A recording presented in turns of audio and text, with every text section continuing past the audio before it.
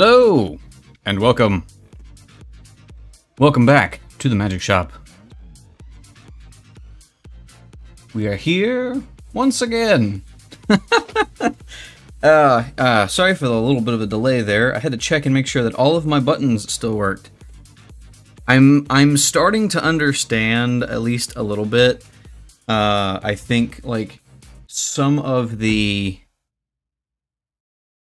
not pressure, but how complicated it could possibly be to fly an airplane. I'm not a pilot, but I imagine because of like I've seen cockpits with all of the different buttons and knobs and dials and gauges and things that you have to manage. And I'm starting to feel like there could be, maybe I'm just doing this wrong. I'm probably just not doing this wrong, but I'm starting to feel like streaming and VTubing a little bit more specifically is a lot like that, or could be a lot like that, because I've got so many different things that I need to set up and make sure are working before I can click go. I say that before I should click go. But anyway, welcome in studio, welcome in Snap. Thanks for being here. Nice to be back in the shop. Nice to feel like being back in the shop, to be honest with you.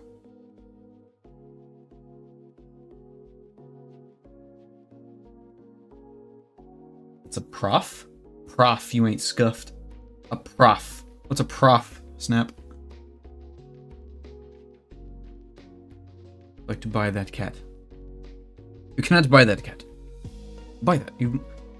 Sorry, you just made me think of, there's this video of a vet. I don't know the actual video, but it's a vet and he's talking about how to take care of a cat and like how to, make them feel calm. And it's just over and like the clip I've seen of it is just cutting over and over again, is you've got to squish that cat. Just squish that cat.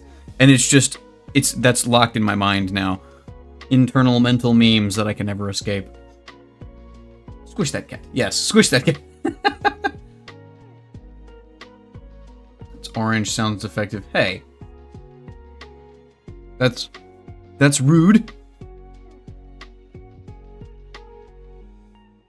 Started having to brush my cat's teeth recently. It's easier with some of them than others.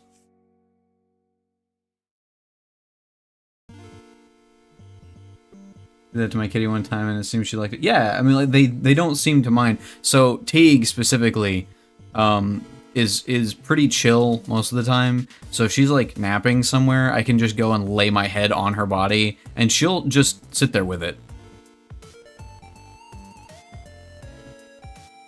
Hello, welcome, local Walmart bag. Sorry, I've got two different chats open. I'm trying to remember that I've got to look at both of them to see all of the things. But welcome. The forbidden fuzzy pillow. Nah, it's great. Like I'm sure that if you're a cat owner, you've probably done this. But if you're not, you have not yet known the joy of shoving your face into a cat. They're soft and fuzzy and warm. It's great, especially if they're purring. I'll never understand cats. That actually reminds me, so I saw this video the other day of this dad apparently so his daughter said she really wanted to get a cat, and it looked like she's, I don't know, maybe 10 or something. She's like, she really wants a cat. So I demonstrated to her what that would be like. And he's like standing on the couch, meowing really loudly, and like she goes to the sink and he's pawing at the water, and I'm like, well, yeah, if you act like a little demon, sure, but like I've never had this problem. Cats are the easiest thing to take care of, in my opinion. They're so chill. Like 90% of the time, they don't want to bother you. I say that. They don't want to mess with you. They don't want to be annoying. They just want you to love them. That's when they'll want you to love them on their own time. That's the problem. You gotta learn the behaviors. Yeah, exactly. My friend swears cats are unpredictable, but I can predict my cat's moves 99% of the time. Oh, yeah. Yeah, so got 2 orange girls and 1 orange boy, and the orange boy really wants to go outside, and I can read exactly what he wants to do. So like, my roommate says that my orange boy Niles, says he's a derp and that he's like completely unpredictable, right? Basically the same kind of thing like you're saying. And he's like, he's just weird and different every time. And I'm like, nah, man, he acts the same all the time. I mean, he's odd, he's kooky, like an orange boy would be, but like nothing he does ever really surprises me that he did it, you know?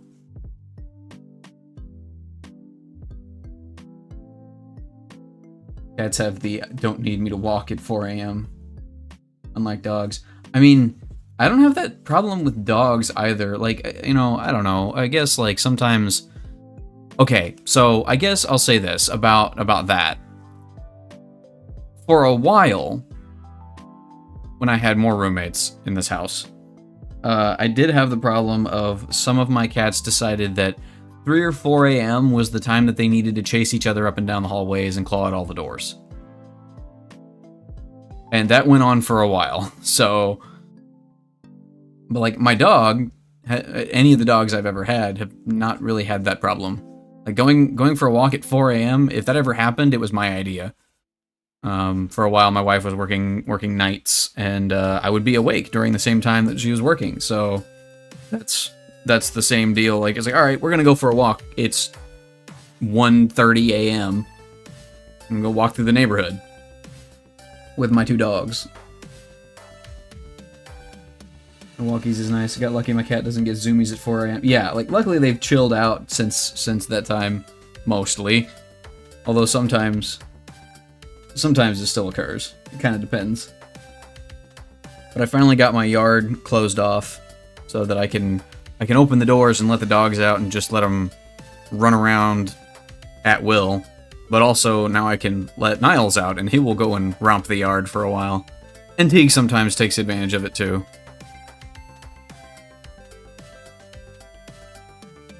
But yeah, it's nice. Like, I did have this big open gate that, well, it was a gate area that didn't have a gate on it. We now have kind of, it's closed, I'll put it that way. But anyway, it's now closed, and, you know, my yard is fully enclosed with fencing so that I can let the animals out and roam without having to constantly monitor them individually.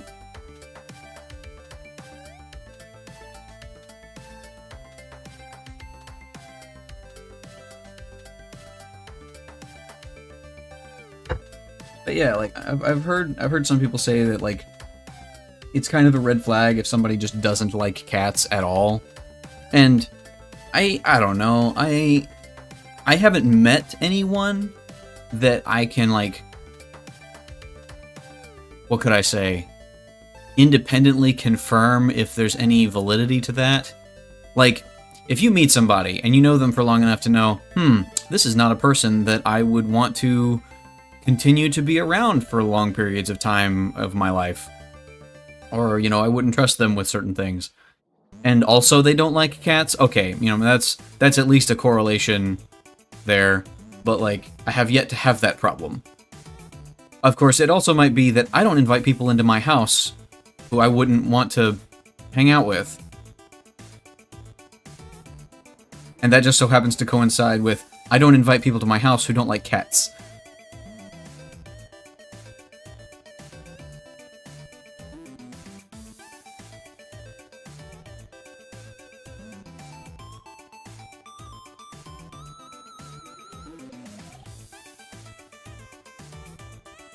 Yeah. Oh man, so it's been a time. There's a lot going on. Partly why I haven't been streaming. There's just so much going on. But I'm glad to be. I was gonna say glad to be back, but you know, we'll see how that goes. Glad to be streaming here again today. Glad to have the time and the mental fortitude to do this. I'm gonna get the pet. I get the pet they dislike, so I can't call him over. It's like, oh, are you allergic to literally any animal that I could have as a pet? Too bad, I happen to have one.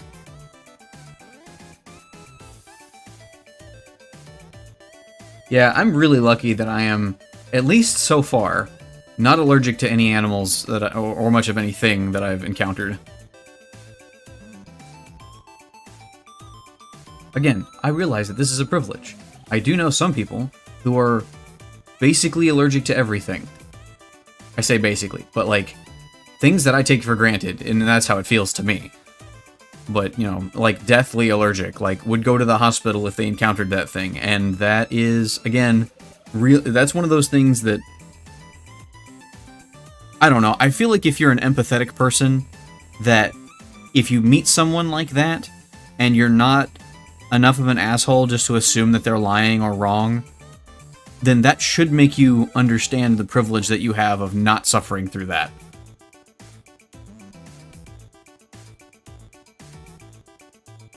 I'm allergic to guinea pigs, weirdly enough. Wow. Yep, I mean, it does seem that there's an allergy for everything. Only to dust. Being allergic to dust is kind of weird. Like, it's gotta be, because, like, dust isn't just a thing, right? It's not a single thing. It's... the dust that you encounter is dust of something, right? So, I don't know, I'd be curious to know what it actually is that's getting to you. Wasn't allergic to hedgehogs, dogs, cats, rats, snakes. I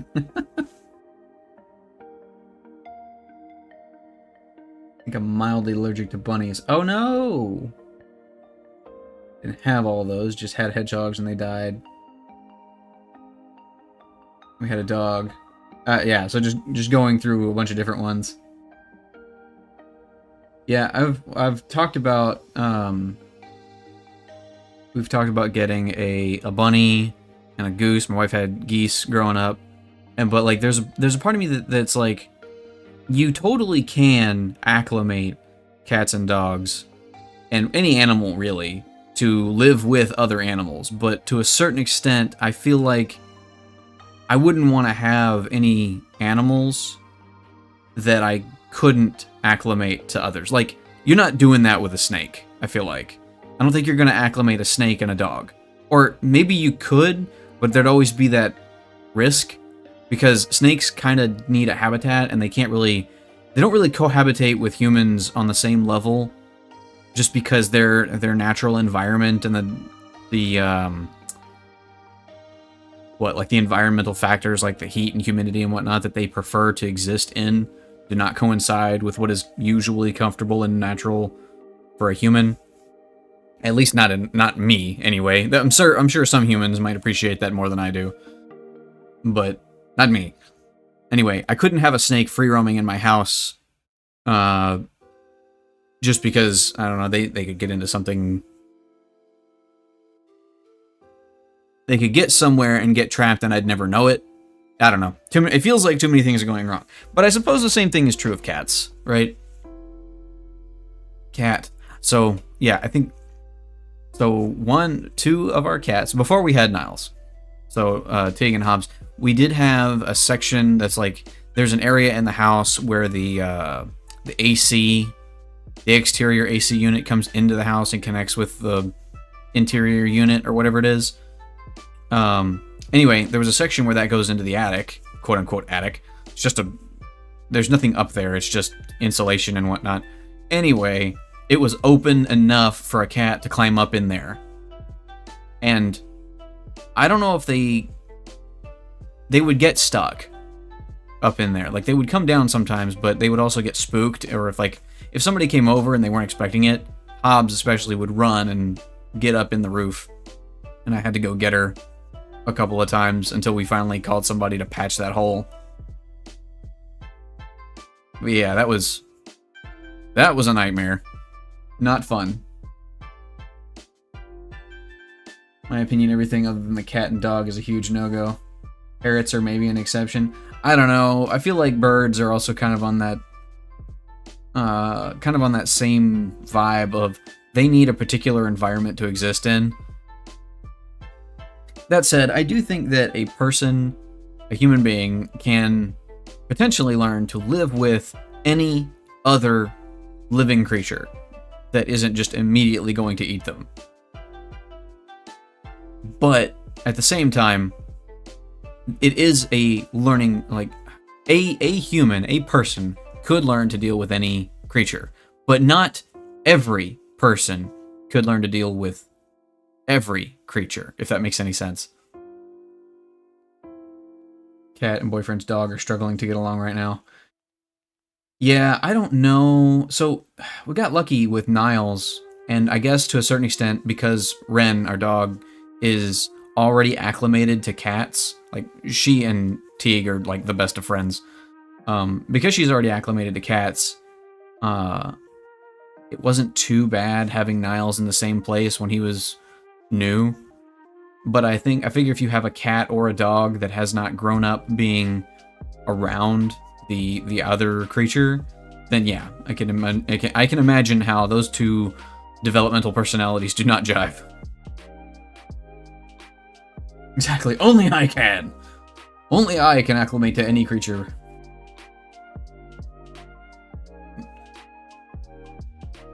But yeah, man.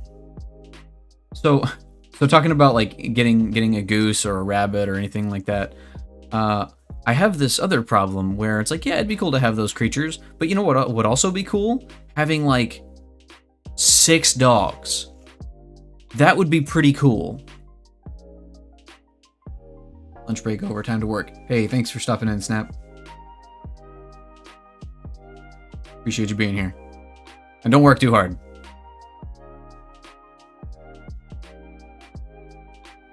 I'm glad came back to the magic shop. Me too. We'll see how this goes. I do plan on actually accomplishing a task today.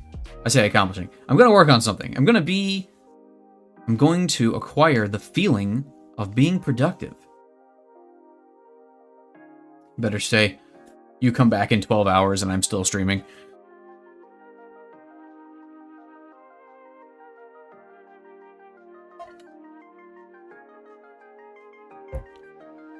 If you leave, then I have to step in. I mean, don't threaten me with a good time.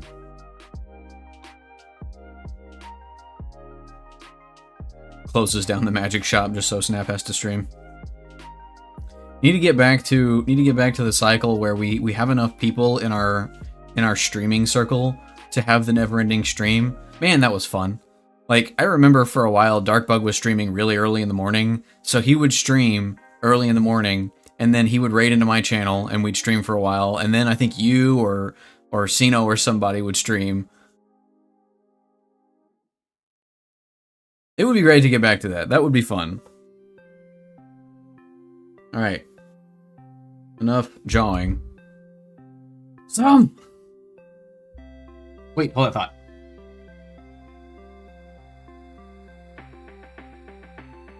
Somebody once told me that's a copyright strike. I'm not doing it. Not really. Maybe? I don't know. Welcome in, Nebby.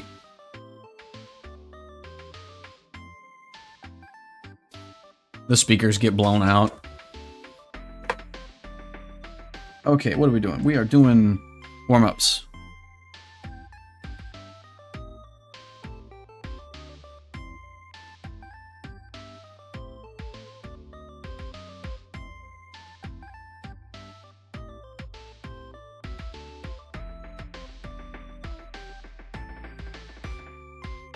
Does this count as warm-ups? I don't know. I'm goofing off.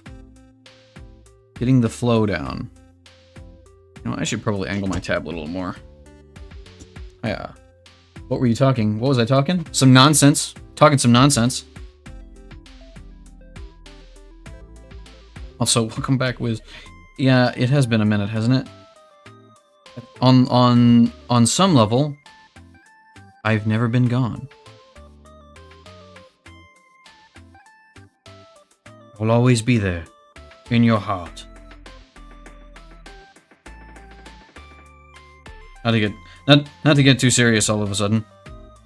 I feel like I'm that character in the movie who's only there long enough to help out the protagonist so that they can realize their true potential, and then I die to give them a motivation buff before they go and fight the big bad boss at the end.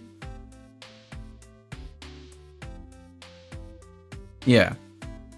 Yeah, that's probably the character role that I would fill.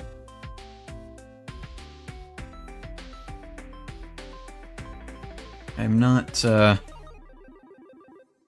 not main character potential in this context. I told that to somebody when, or something similar to that the other day. I say the other day. It was a while ago. You blink and suddenly your last stream was 2 weeks ago. Haha, yeah! Two whole weeks. That's a really long time. Man, that would be crazy. 2 weeks. Going 2 weeks without streaming? Man, what a long time.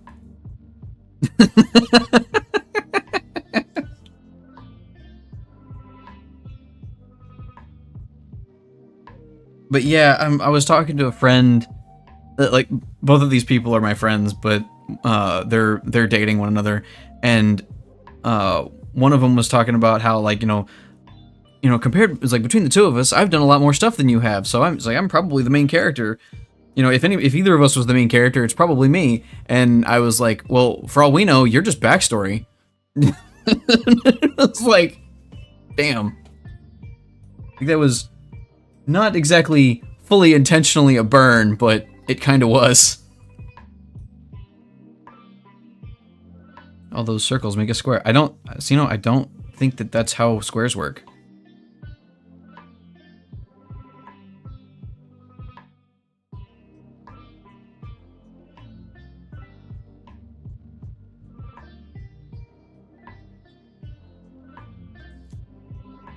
Sino is a main character, I suppose. I mean, he does have what, like, shonen protagonist vibes.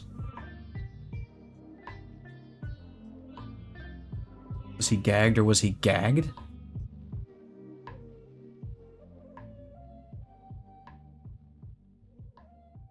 Not sure I'm following you on that one. It says that he has the main character vibe voice. That's fair. Hello! Welcome, Pufflon Konvich. Ah, almost had it. I almost had it. Pufflonikovic.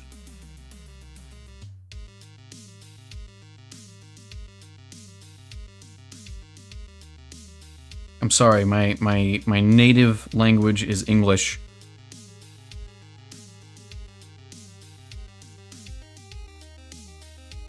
You'll have to forgive me for that one major flaw in my character.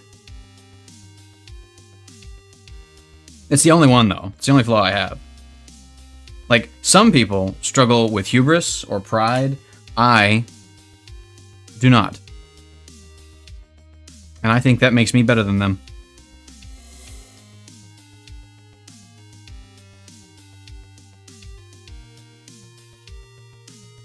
The thing people say when people are roasted. Huh. I've never heard that. I believe you.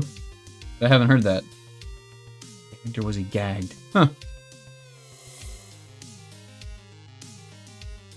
You follow I'm the main character on subreddit. I mean, that just proves it right there.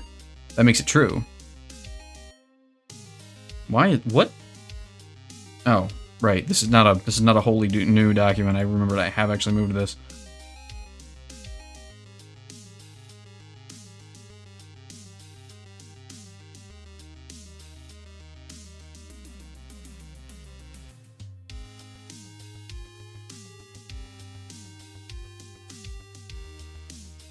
I feel like I need to change my pen sensitivity settings.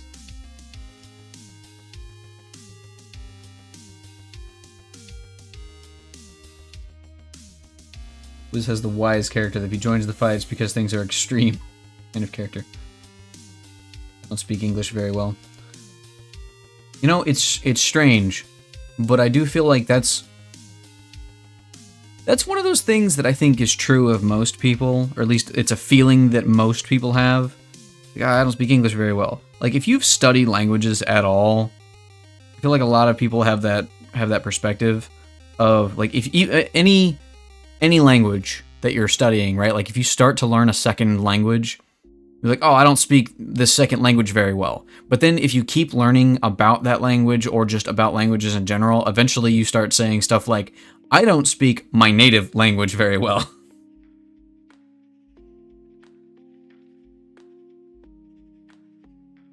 Like, I've heard so many people who are linguists or at least multilingual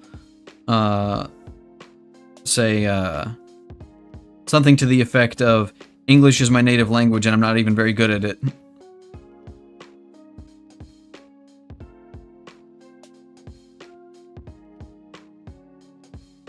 You know what? I should probably not be using the pen tool for this. I don't speak well. Words are hard, man. Why do you think that most other creatures on the planet don't do it? It's not worth the effort for most of them.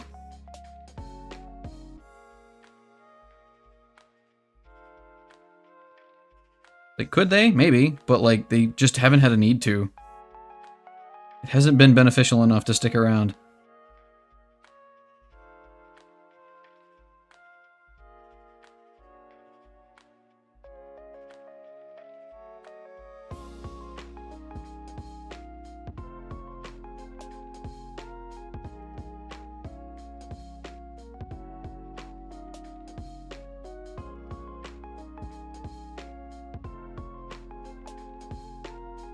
Recently noticed I forgot how to speak English.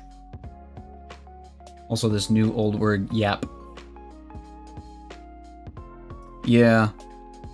I mean, so, I don't know. I feel like I've now been old enough. No, I've been around long enough to know that words are going to go in cycles, and there's going to be a lot of new words that show up. I just try to identify them and make sure I understand what they mean, and then I'm not going to bother with them until they've stuck around for, like, I don't know, at least a year. If they stick around for that long, then okay, maybe it's worth, learning how to use them.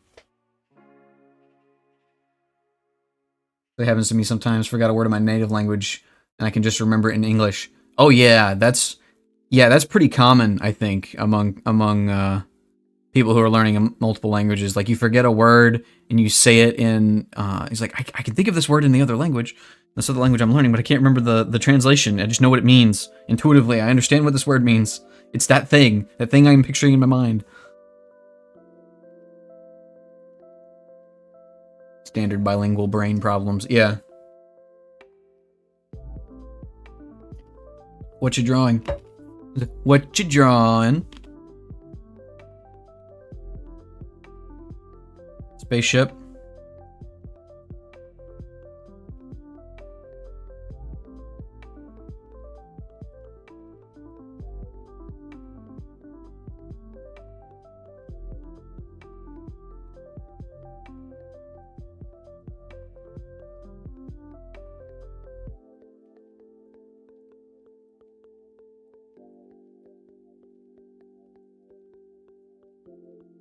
Spaceship. Professional yapper.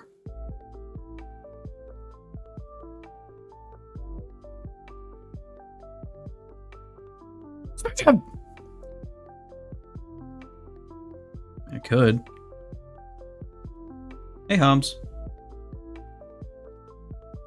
I don't know if anybody heard that. So Hobbs walks into the room, just sort of stops in front of the door, and I say, hey, Hobbs, and she looks at me and just, meow, and then leaves. Yeah, you?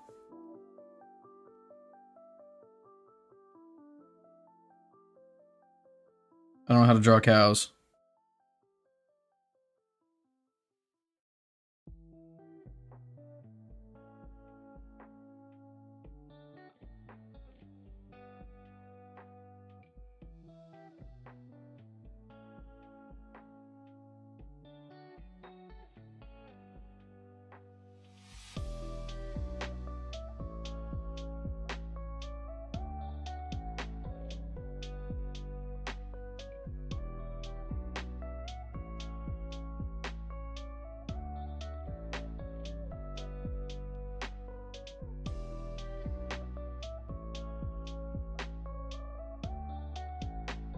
He knows things. What are we doing? Yes, we are drawing a spaceship and we're abducting cows. Used to love drawing cows when I was a kid for some reason. There's the farmer's only cow. He's poor now. Yes, but unbeknownst to you, because of the kindness that the farmer showed this cow has been abducted and he's going to be experimented on by the aliens, but he's going to live through it and he will develop superpowers, which he will use to escape from the aliens and return to Earth. And many years from now, he will return the kindness that that farmer gave him by saving his farm from a future alien invasion. And he will be Super Space Cow.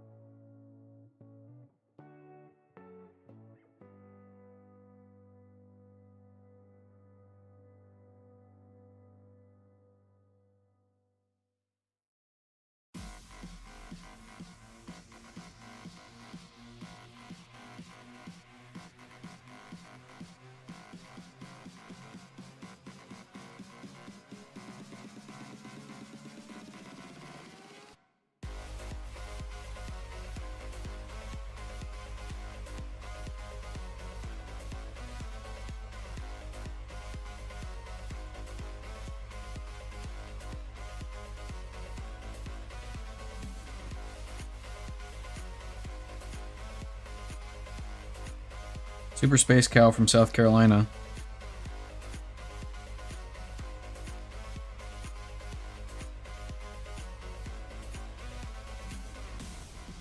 Calculated move by the farmer. I mean,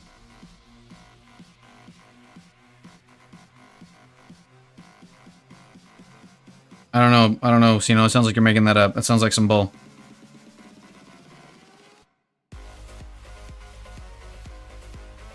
He grows, how does this work? How do hands work?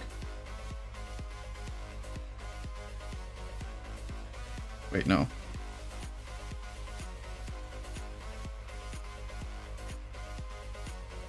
Having to use my own hands for reference here.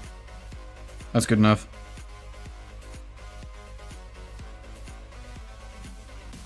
He's got Super Saiyan hair.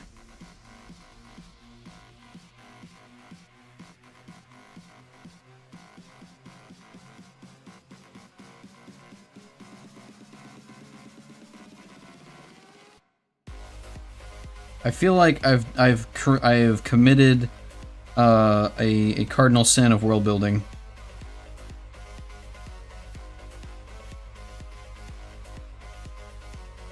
Mostly in the sense of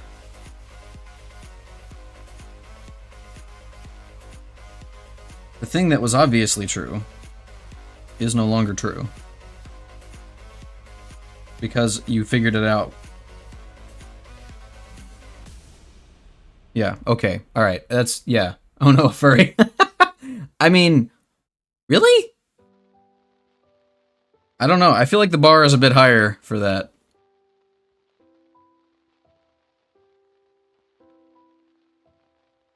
Probably a faster way to do this. It probably involves a... You know what? Here. There. Done.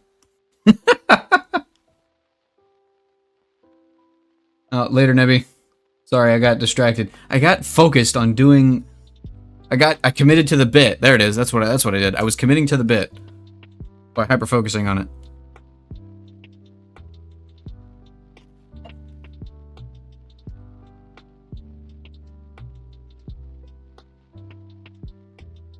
Emotional history, cries in farmer. Makes me think of Invader Zim. Yeah. Go!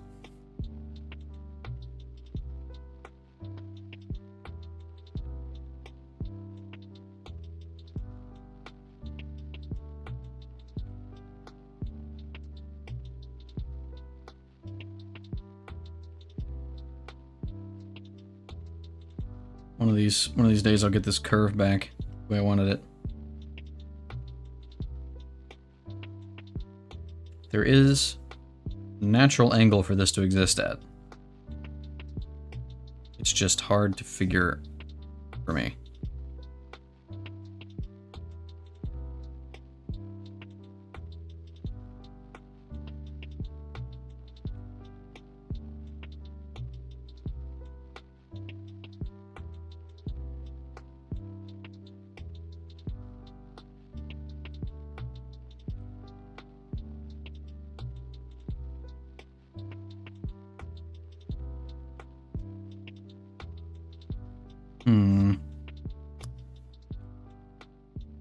Also, now that I'm thinking about it, it's like, a furry. Do I count?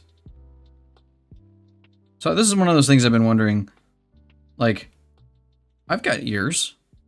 Does that make me a furry? The representation I have of myself. So, like, I don't think of myself as like a creature. I think of myself as a wizard. And it just makes sense to me that that's something a wizard could do. This would look more like a fire hat. Not something I actually want. Hold on.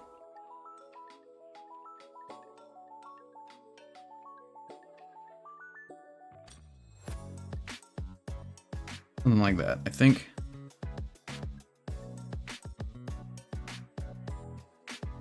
Furry. A magic furry. Yeah, that's too much. I suppose. But, like, I don't know, my conception is that that's not the right word. My understanding, my idea, the idea that I have is that the ears are not necessarily native to my self. So there is a spell in D&D called Alter Self, which allows you to make minor physical changes to your appearance. And depending on who you are, what you are, it can become permanent. I'm gonna have to redo this whole line. But more to the point, well, there's Alter Self and there's also Disguise Self, I guess. But yeah, it's you change your appearance. It's like Alter Self, it's an actual real physical change, but it's not permanent. That's kind of how I envision the ears on my hat.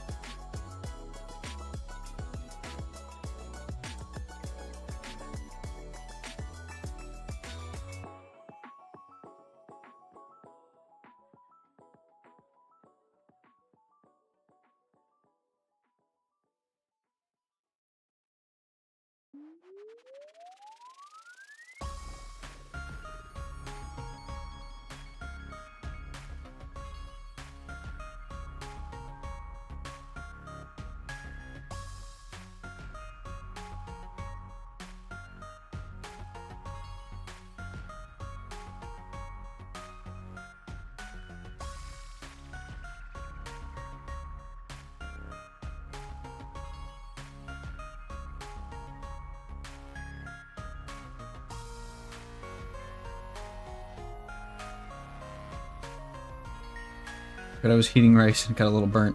Man, rice is hard. I don't care what anybody says. It is hard to cook rice. For me, anyway. Because, like, every time I try to cook rice, it ends up... Hold on. What in the world? Sorry, there's apparently something way over here for some reason. But why, though? Whatever you are, be gone. Yeah, weird. Anyway, but like, the only way that I've ever managed to really figure out cooking rice without burning it, or like either burning it or getting something stuck on the bottom or just messing it up in some way, is to literally sit there and constantly stir it the whole time. Like, if I do that, I can cook the rice and it doesn't get burned. But if I'm not managing it literally the entire time, I have problems.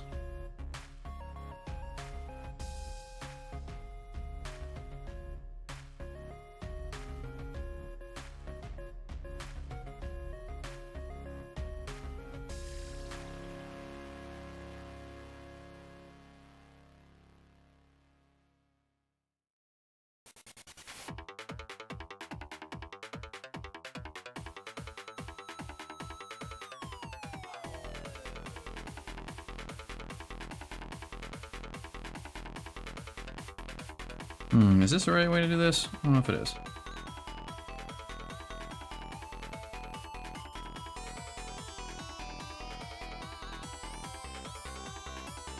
So I get for using the mirror tool.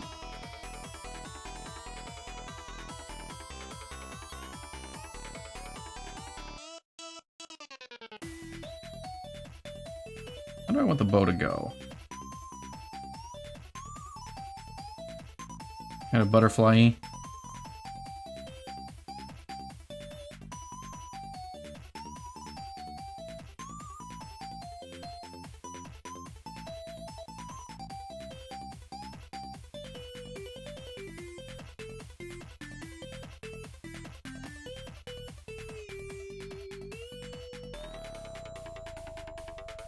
That's good enough.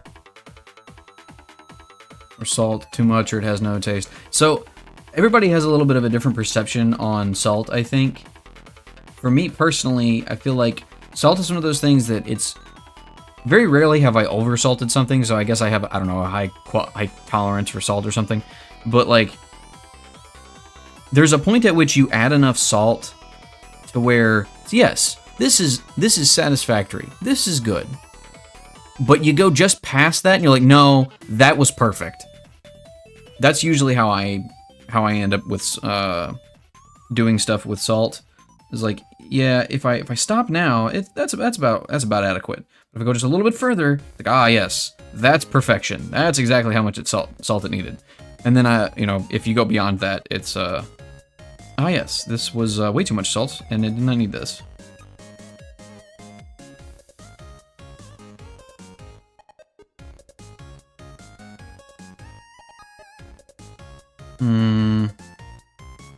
Maybe I should really, like, get used to moving the bow a little lower.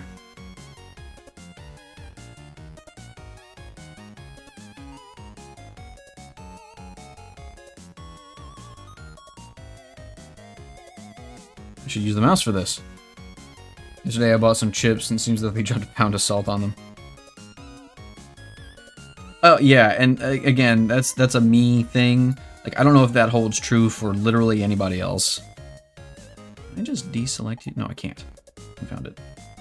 So Asebright has this cool feature where if I right-click when I'm using selection tool, I can just deselect a certain bit.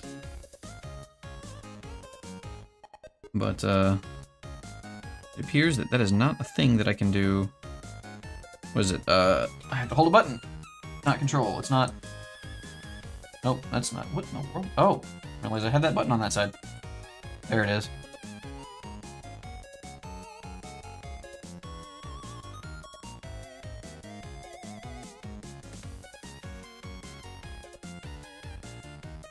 There we go. Now we move this.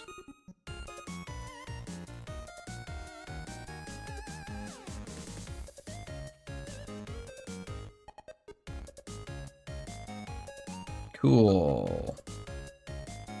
We gotta deselect things first.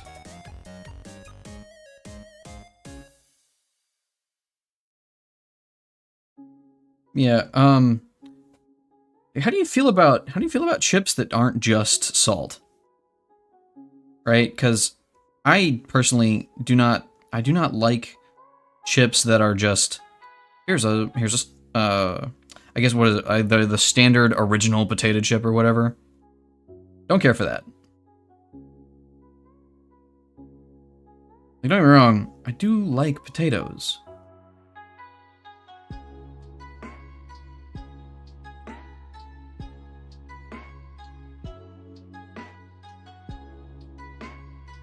And And salt makes potatoes good. However,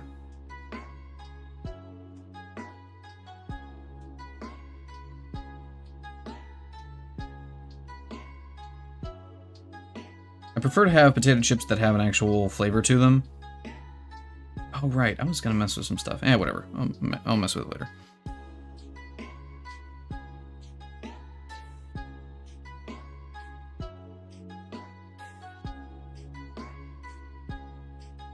But like standard, like just chips with salt, not a fan.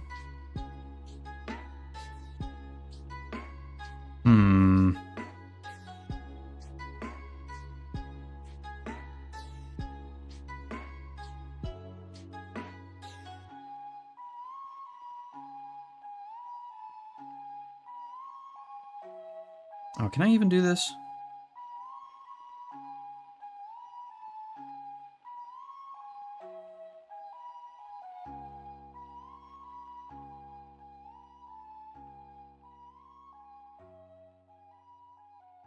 How cool would that be? Would that be cool? I don't know if that would be cool. I think perhaps I'm now too old to know what's cool.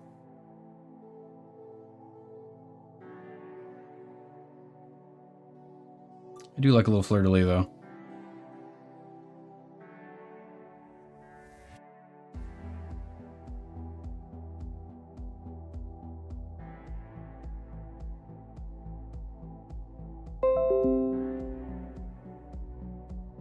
Can I?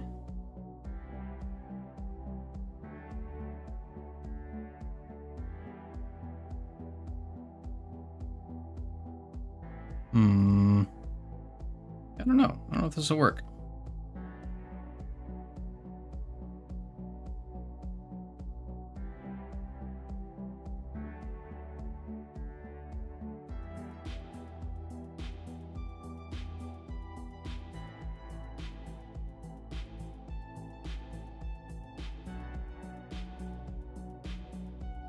So I have been trying to figure out a good way to have my mantle function, because if I have all of these lines converging right here, that doesn't make a lot of sense as a garment.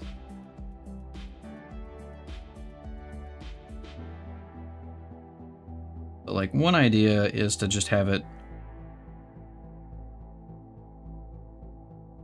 actually come over here.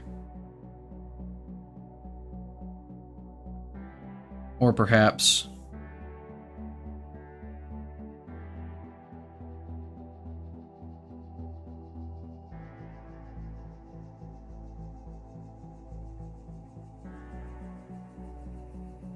that doesn't really work either.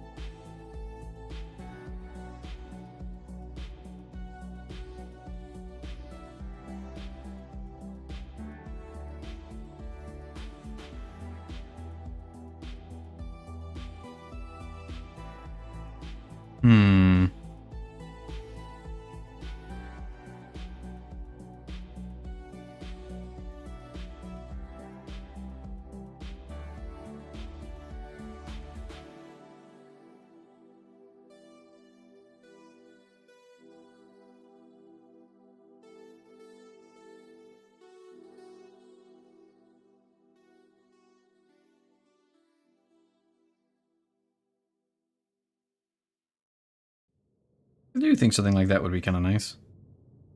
I should give myself epaulets! How funky would that be?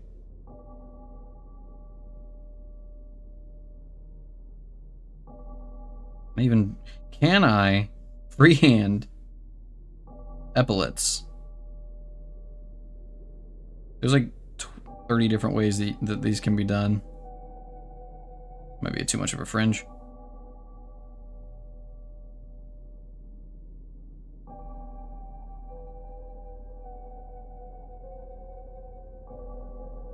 Yeah, I don't remember how they actually connect in this case.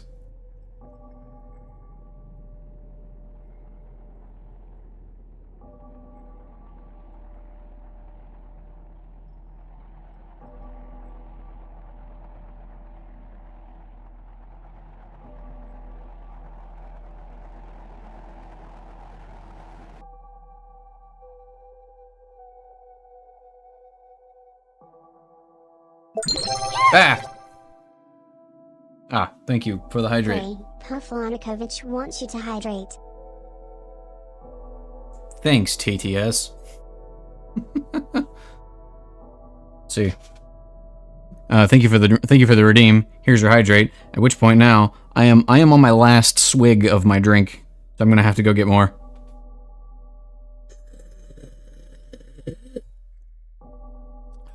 But thank you. Let's see. I have a question. Someone here likes rice with corn. Something else I really enjoy, but white rice with corn. I mean, it really depends on what you put in it, right? Like, what kind of rice are you talking? And what kind of corn, for one? So, like, my default, I guess, is, like, I don't normally put rice and corn together per se, but I do know that, like, canned, well, I mean, yeah, but you can get different kinds of canned corn. But, like, if you're talking about just, like, yellow corn, like yellow canned corn, and regular white rice together, and you don't add any seasoning, then yeah, that's kind of weird. I mean, it's not really weird, I guess. It's just like, I mean, to be fair, if you don't add seasoning to any dish, it's gonna be subpar, right? I don't like these epaulets. But like, if you put the right kinds of flavoring together, it'll go well. Like, I've definitely had, like, for example, some Mexican dishes that had both corn and rice in them, I think. And they were pretty good. I couldn't tell you what it was. It's been a minute. And growing up, I ate corn kind of all the time. It was kind of normal, like, corn from a can with, like, butter and salt as basically the primary or only additives. And you just scoop that onto your plate. But like corn and rice, I don't know, it does feel like it kind of needs something else to go with it.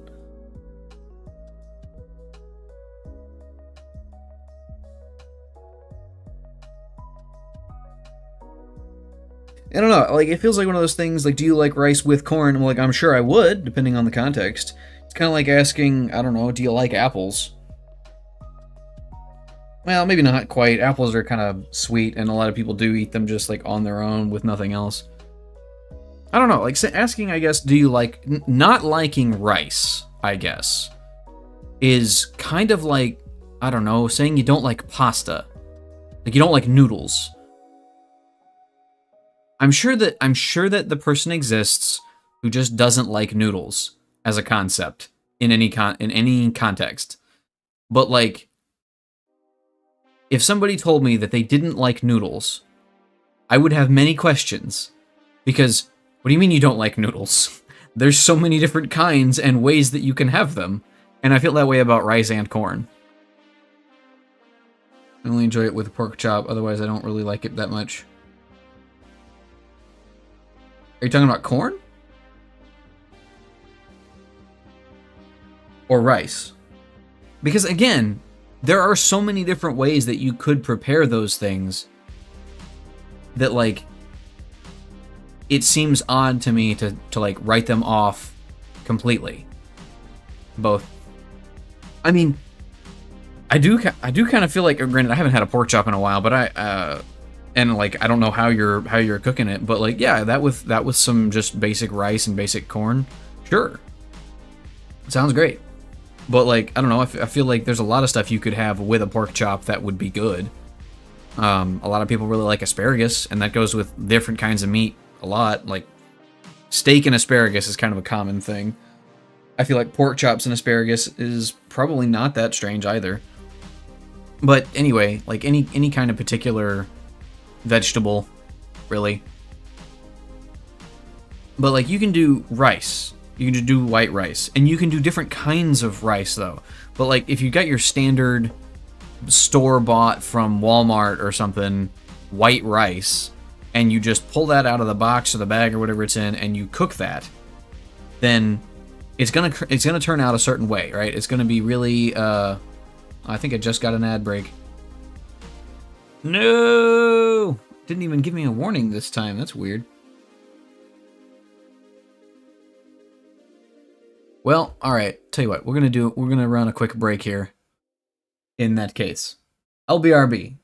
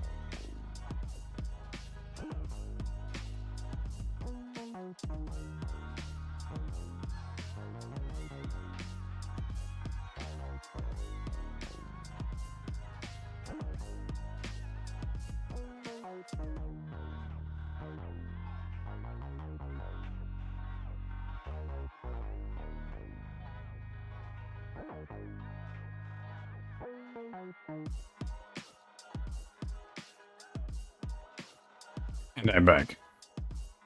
And yes, Nevi, I did have to go on a break just because you showed back up. That definitely happened right at that time.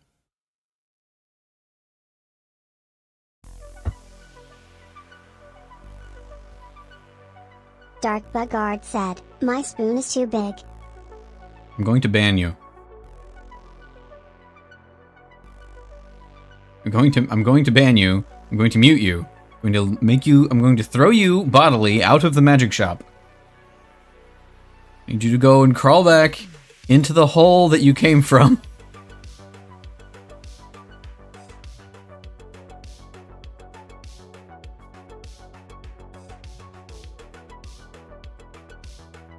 My boot is too big.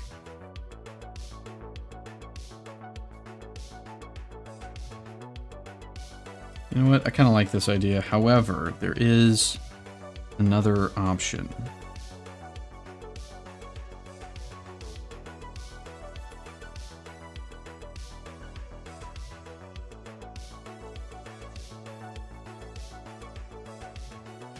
What's that about? It's an old dumb meme. And I hated it the first time I saw it, and I still kind of hate it.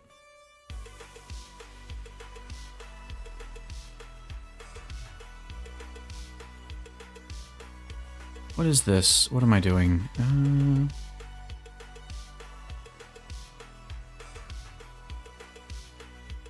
I've got to decide how I want this to work.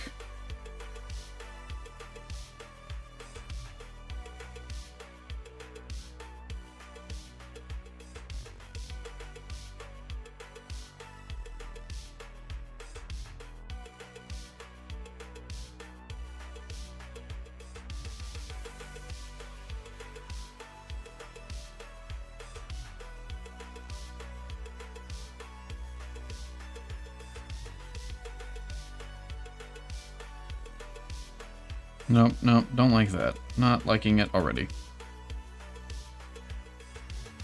Rewatched it yesterday. Oof. Cringe. Like I wasn't in the internet by this time. Oh, yeah, meh, probably not. I'll share the meme. Don't you dare.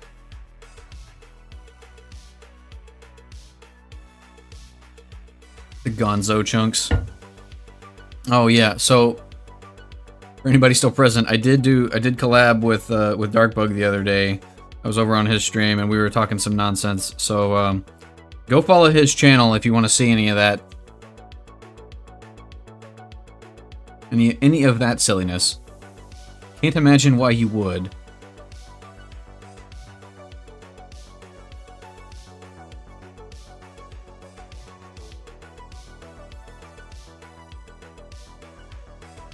Oh, hey, it worked. At least Stream Avatars seems to have worked. Also, hold on. Where is... No, that's the wrong thing. Where are you?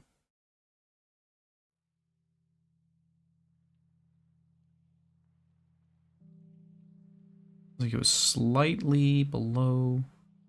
There needs to be.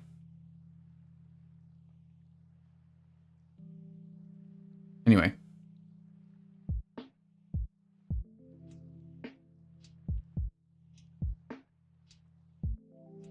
You see, this is the wrong button.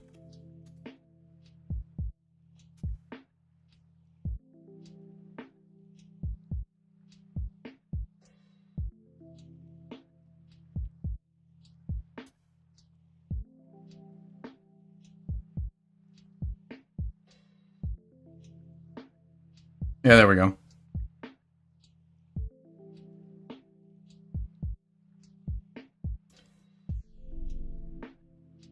So, strange question. What if I also had wings?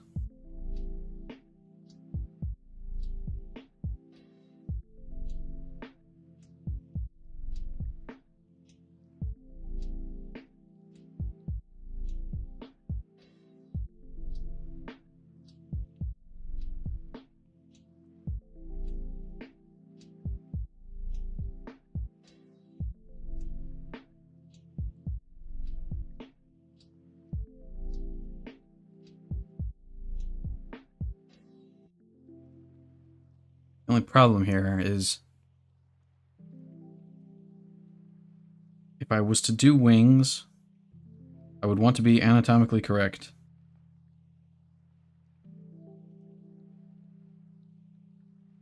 And, like, that's an unnecessary step.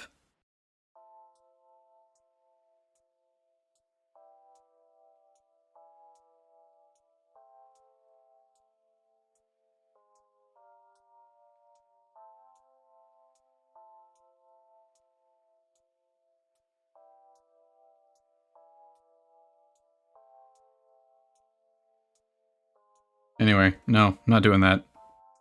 No, I see. What if I was really gonna do would be like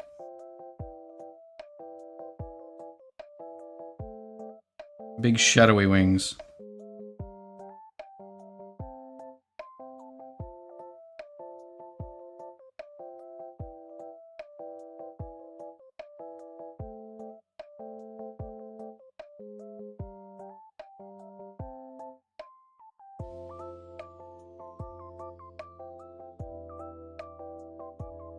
That's what I would do.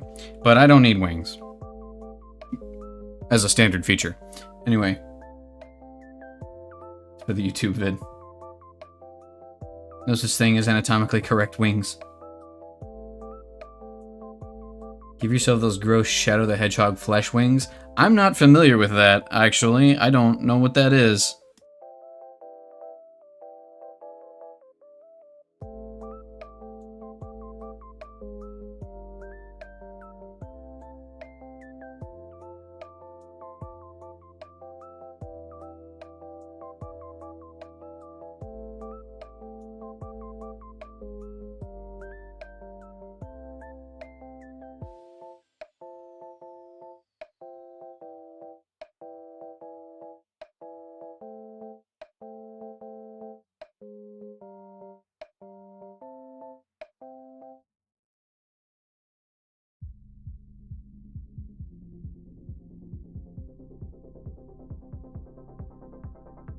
So go find the screenshot. I don't know if I want you to at this point. And you did just say it was gross flesh wings.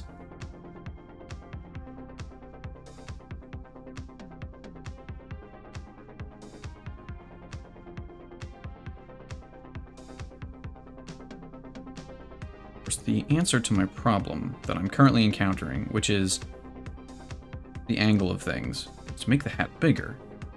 That's the ticket. That's the real answer. To make the hat bigger, I won't have this problem.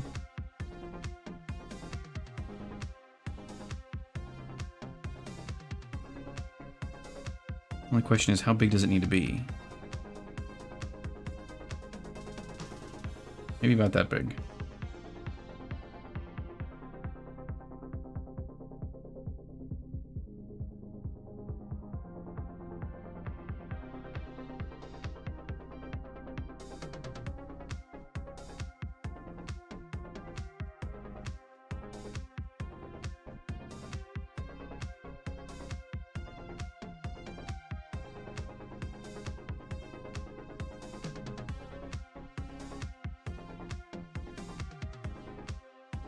Nope, I liked it the way it was before. Just means I need to move everything else up. Darkbug, what are you... Bigger the hat, the better the wizard. What are you putting in, you know, that's not too bad, actually. I mean, I don't like them as wings. And the spines on, like, the very tips are kind of odd. Like, to a certain extent, there's a part of me that's like, if I see wings and they don't look like they would work as wings, that's a little bit bothersome. Got a way to make him edgier. I mean, look, at least they didn't turn him into a werewolf.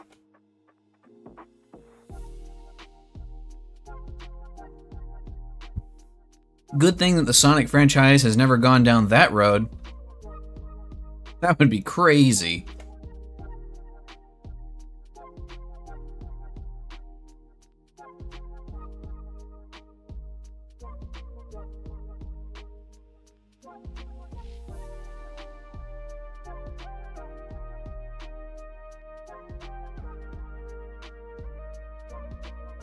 Mm.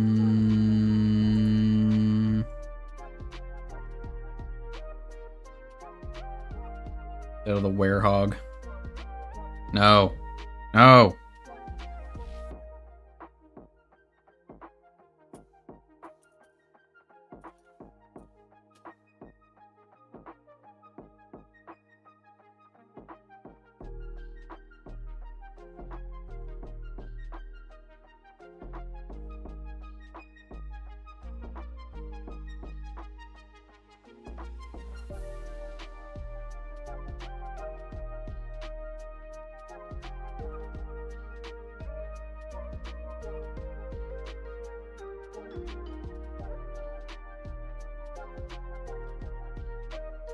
There's a certain angle here that works well, but I don't know exactly what I want it to be, or what it is.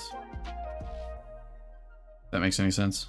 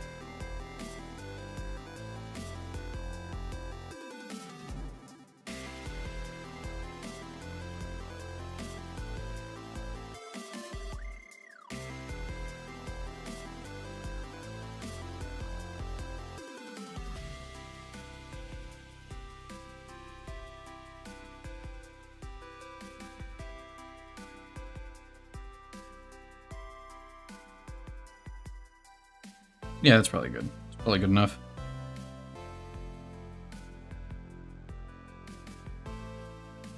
Did Sonic Unleashed 2. Shadow is a Frankenhog. I mean, I feel like the natural progression is to just make him a vampire, right? Although I guess... Yeah, no, I just make him a vampire.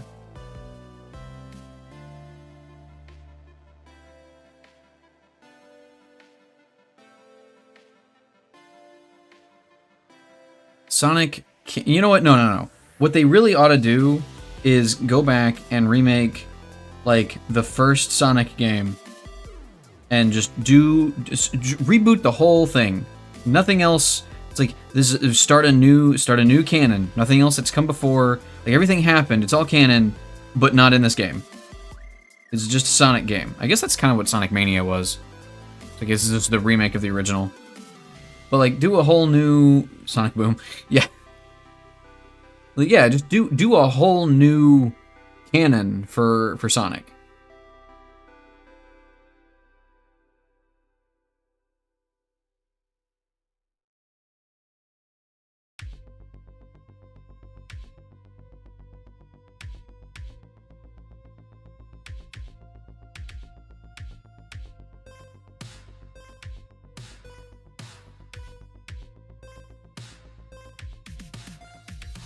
Thought Rouge were just a sexy kleptomaniac. I mean, I think that is actually the case. Like that's actually the intent.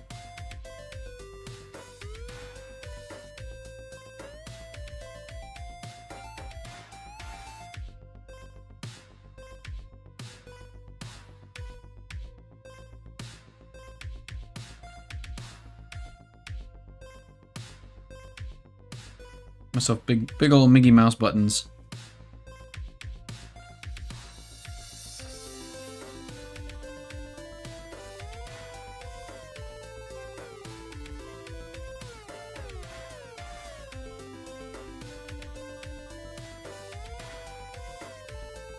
She prefers the term treasure hunter.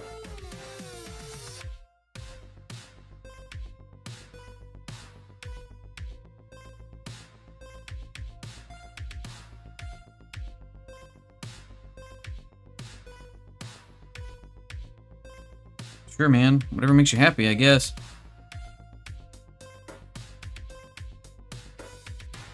Now, do I really lean into this?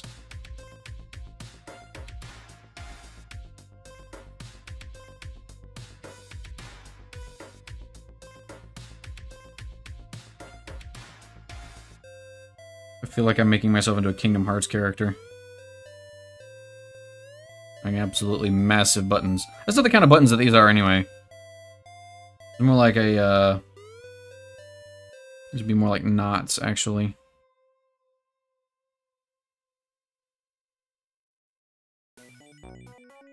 Then I could have little tassels.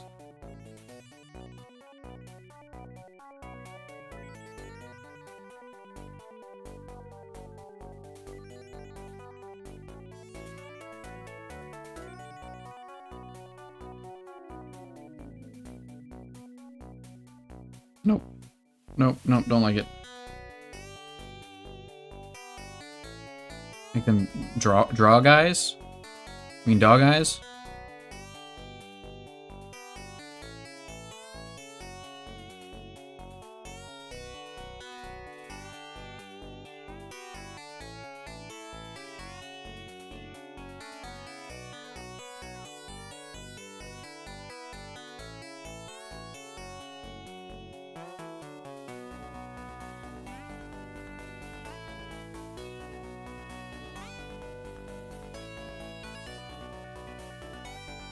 Frog eyes.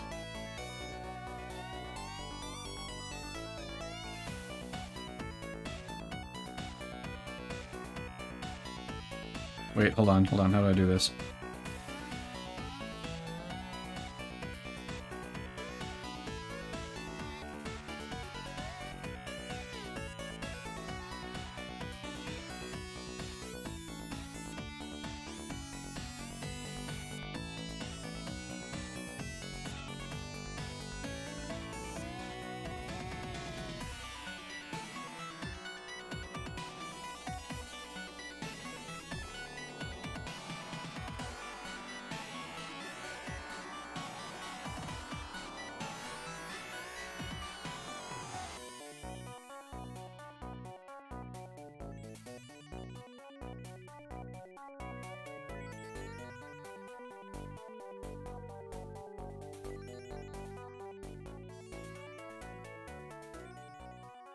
Rivet.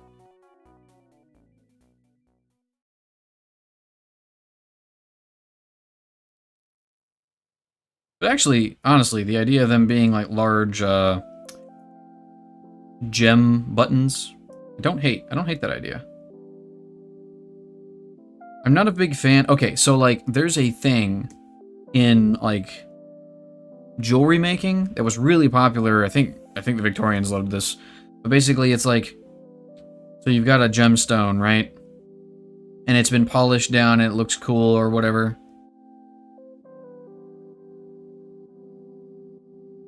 But like, how do you attach that to a thing without, like, how do you attach this? Well, the way that some people figured that you could do that, especially if you wanted to use something really expensive, was you take this rounded stone and you just hammer gold over the top of it to hold it in place.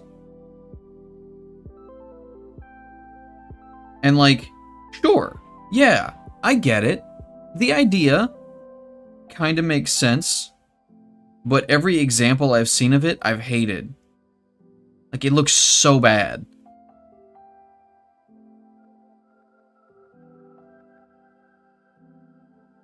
Like, it looks like the jewelry equivalent of, I don't know, some kind of a disease boil popping off of whatever you made it. It's like, jewel encrusted things are cool, like they can be, but not cabochon.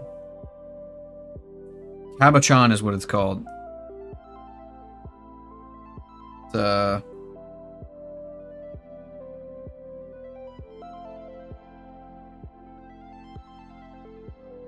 I think that's how you spell it.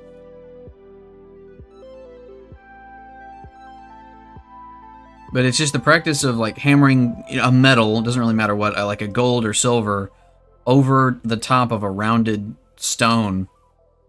It looks, hold on, you know what, no, I'm just gonna show this, because it looks, again, looks really bad to me.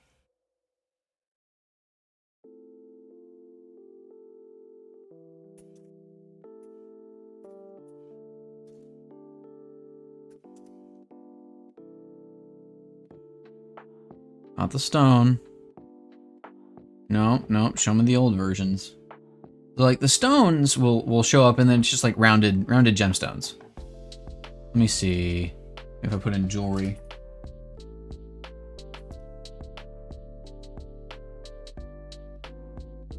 Yeah, there are some modern versions of this that are pretty cool. Fancy boil, yeah. Okay, this one's not too bad, but it does kind of display what I'm talking about. Let me see here.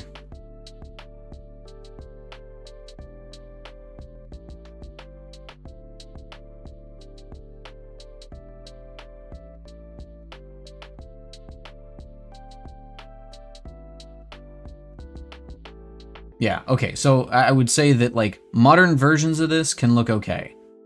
But I saw some in a museum on, like, a crown or something, and it was just not good. Alright, hold on. Grab this, copy. Where is my... There we go. There. So again, this one's not too bad. And these kinds of stones are great, but the version of it that I had seen originally was... It made me feel uncomfortable. Let's see. Let me look up something historical.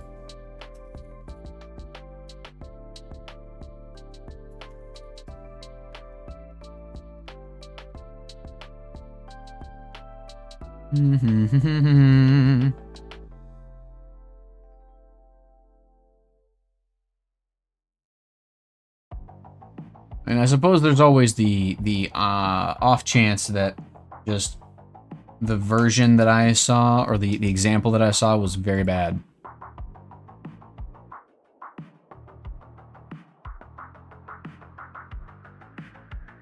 Let me see here.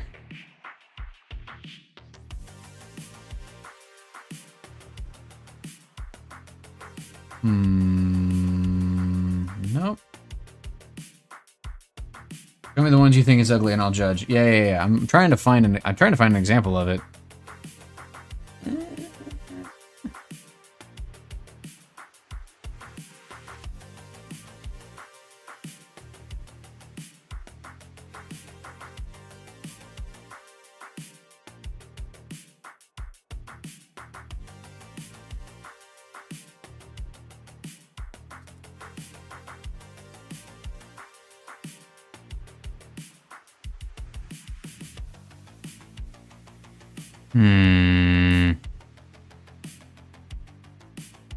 Again, it's hard to find, because, like, if you look up this stuff on the internet, it's going to be all people trying to sell it.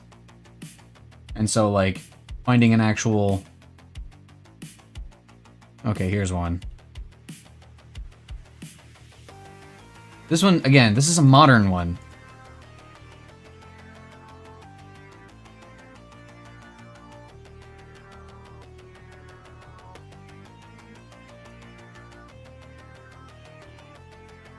Again, not too bad, but the ones that I had seen, again, was like a crown or something, and so these were just plastered all over them.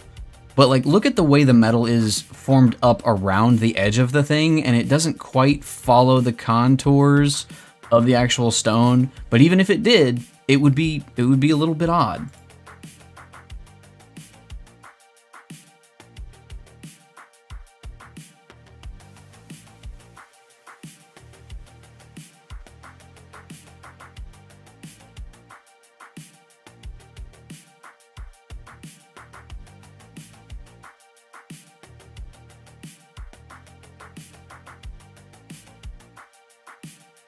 Yeah. So again, a lot of the ones I'm finding here are like modern recreations, which can use tools that they just didn't have. And I guess maybe, oh, you know what? Maybe if I look up early.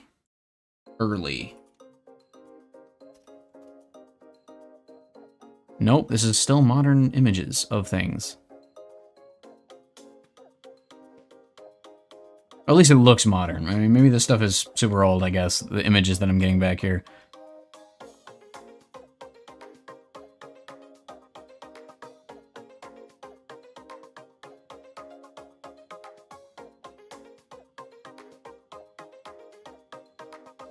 Yeah, anyway, I think I've spent enough time on this. Like, there are good ways to do this kind of thing, and just having this border, this rim around the jewel itself, isn't one of them? Like, it's just not. It's not good. I don't like it. Like, if you want to have something like this... Now, hold on.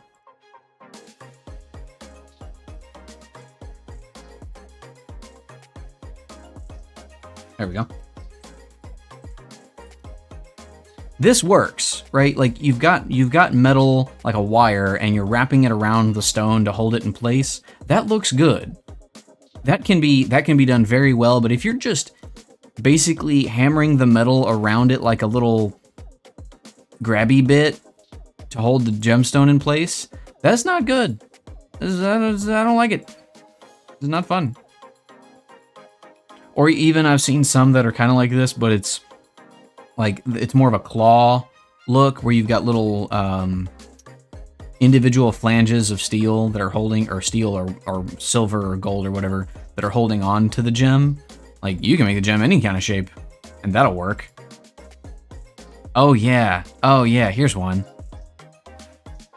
This is probably as close as I'm going to be able to find on the internet in short time of an example of one that I don't care for. And again, not to denigrate the skill of the artist or anything. Like, I'm sure this takes a lot of skill to put together. And you know, it's valuable and people like it. And again, not to judge their tastes or anything, but it weirds me out. I do not care for it. Like, even the weird shape of this one is kind of cool. It's asymmetric and it's got sort of a natural looking organic form, I guess, to it. But specifically, the border around the big gemstone in the middle, that shape squeeges me out. I don't like it.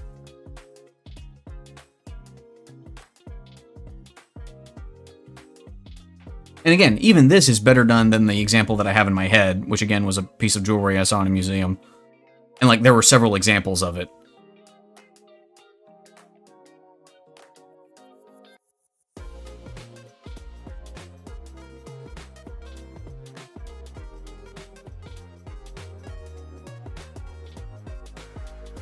You know what? No, hold on. I'm gonna delete that because I don't want to see that again when I pop this open next time. Anyway, yeah, it looks like the gem is growing off of something and it shouldn't be. Like, it should not.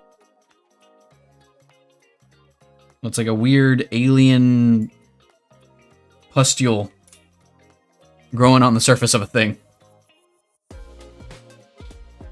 Pick one with a coffee colored gem and call it a cappuccino.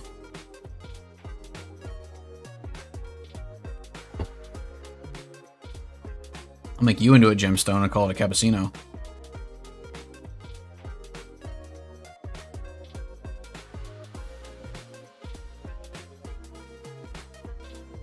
What was I doing? Where was this?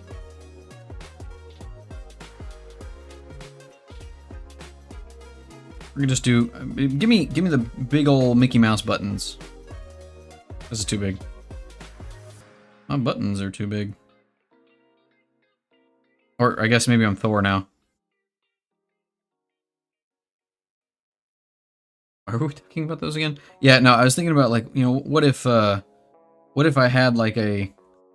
So I'm trying to come up with a clasp closure thing for my mantle here. And I was thinking, what if I had like a gemstone sort of button? I was trying to figure out a way to... And that reminded me of cabochons.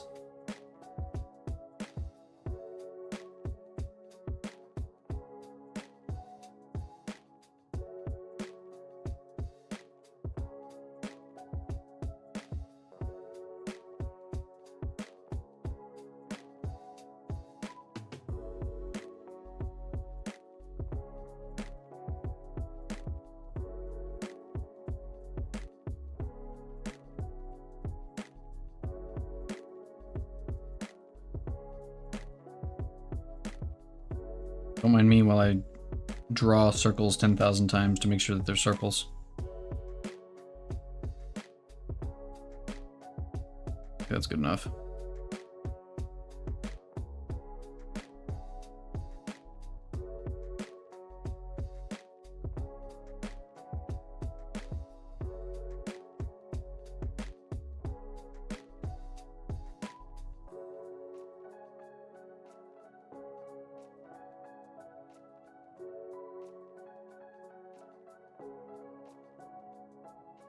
I think some implied detail is probably better here.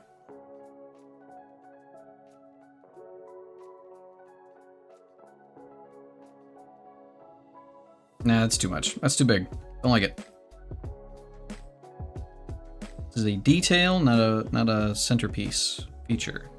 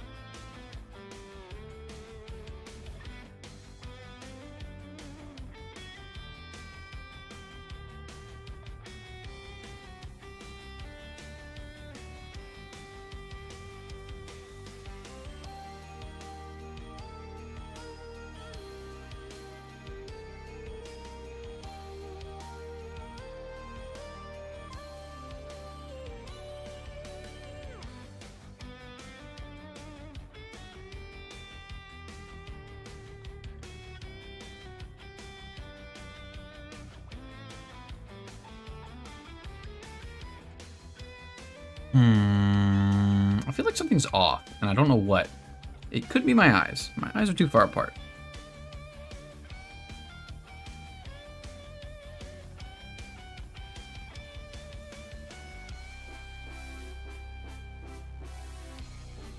Entering my alien arc.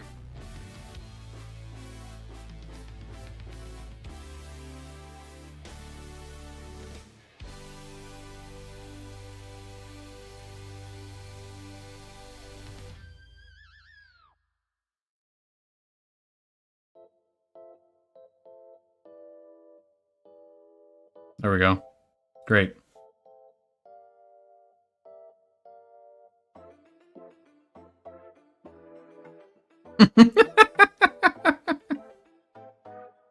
Don't mind me, I'm just goofing off.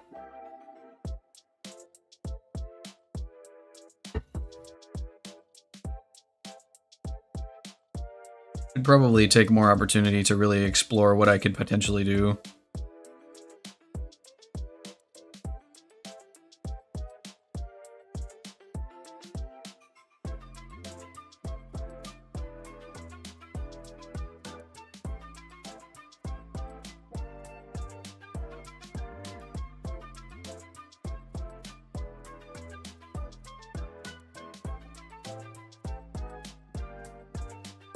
How sick would that be?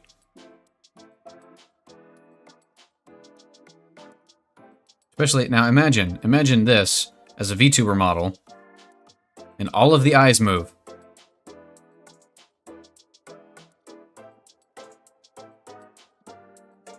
That'd be.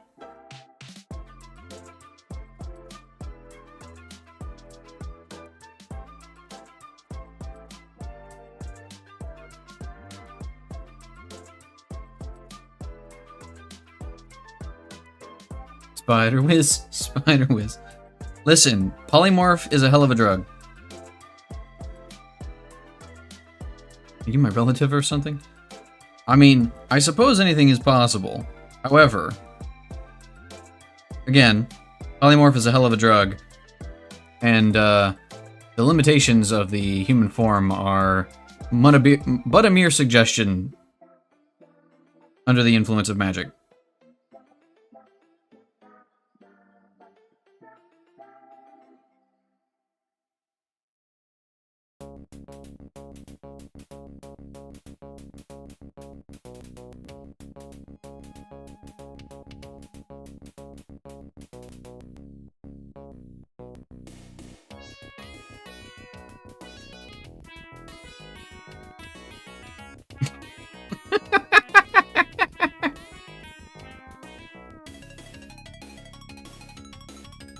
Is that good enough for you, Sino?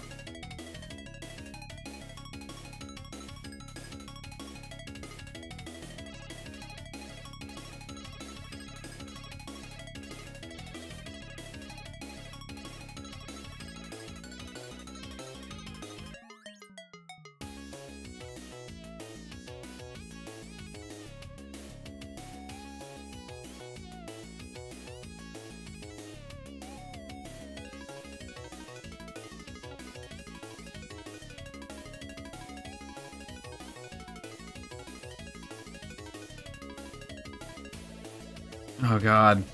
I can imagine this being a redeem. Or just a toggleable. I don't know if I want that power. I should probably not be given that particular capability.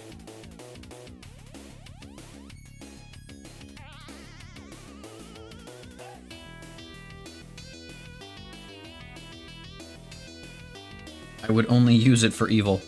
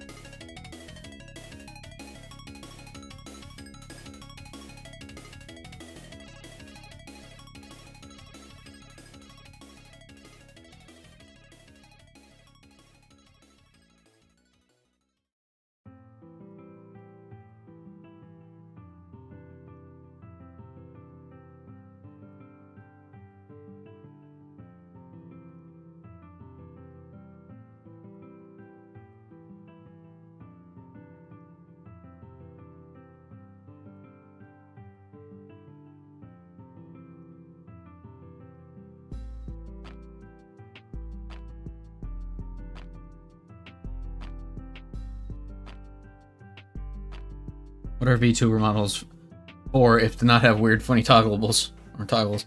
I mean, that's fair. But I was just saying earlier, like it's almost like trying to pilot a spaceship. I got so many different buttons and toggles and things that I have to manage and turn on and turn off and make sure that they're ready to go when the stream happens.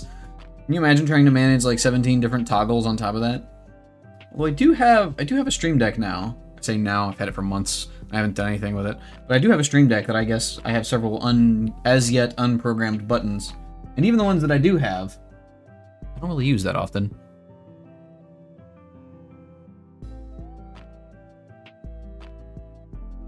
Depending on the rigging, you might be able to make some expressions automatic.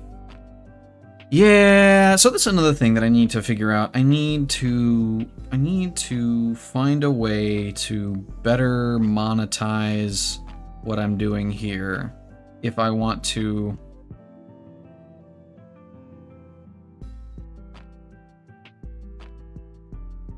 make, how do I put this? I want to invest, because like getting a VTuber model, like I could potentially draw it myself, but like getting somebody to rig it, unless I put a lot of time into learning how to rig something, that's a monetary investment that I don't know if I have the, I don't know if it's something I can justify. You know what I mean? It would be fun, but I don't know, I'm not getting enough of a return, I guess.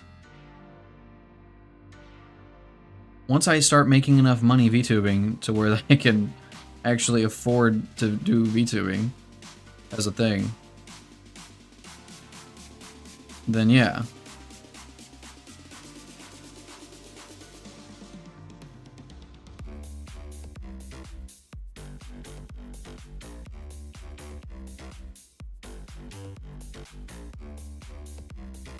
Learn how to rig, but me learning things alone is just too overwhelming. Yeah. Yeah, like I totally get that. That's kind of where I'm at. There is too much to learn. I could potentially do all of it myself and save a bunch of money, I guess, on having it done, but same time.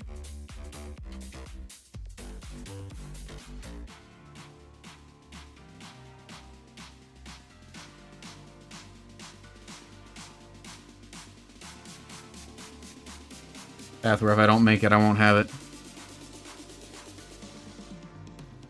Yep, again. Same here. Because VTubing is not free. PNG tubing is alleged, or arguably the closest you can get to free, which is kind of where I'm at. GIF tuber. One could call it tune tubing, I guess. But yeah, I mean, for me, it just doesn't make a lot of sense. Actually aiming to be a VTubing mama for a career. But I realized I can't handle it, so I'll do it for me. Help whoever I feel like. I mean, are you talking about making VTuber models for other people? That's hard. Obviously, you would know. You've already tried it.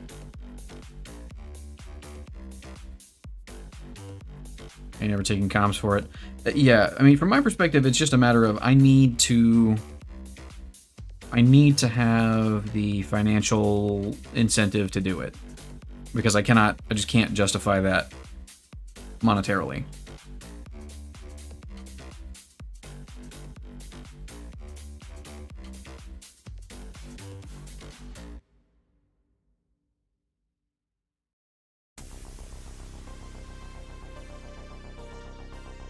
What was that? That's weird.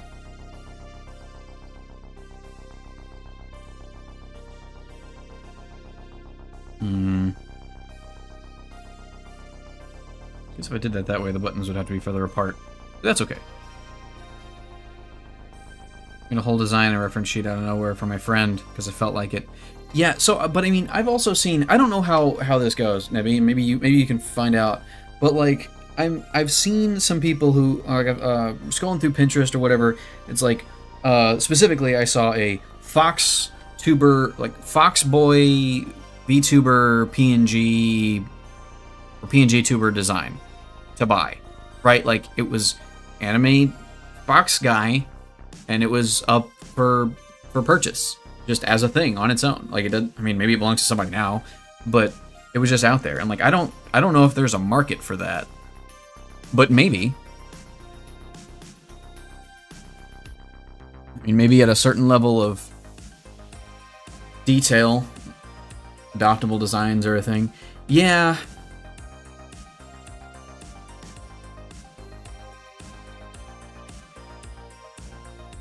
Yeah, I suppose that's true.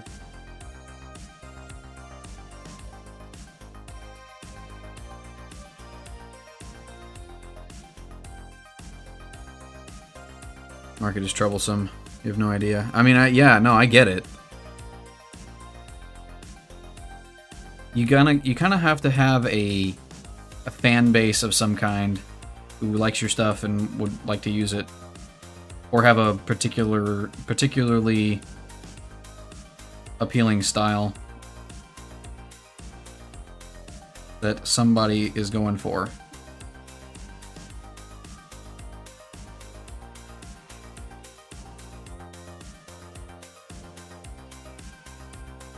So many design ideas. Just thinking about selling these things. So many bad clients and mean people. Yeah, I mean, to a certain extent, you gotta approach it like it's a business, because that, I mean, it is. And you gotta do everything you need, do everything you can to protect yourself. And it's like, I take half payment up front if you're designing on something, and it's like, that's non-refundable. You've commissioned me to make a thing. I'm getting that money. And if you decide to back out now, I'm gonna keep it, you know? So don't commission me if you can't handle that, I guess. But like,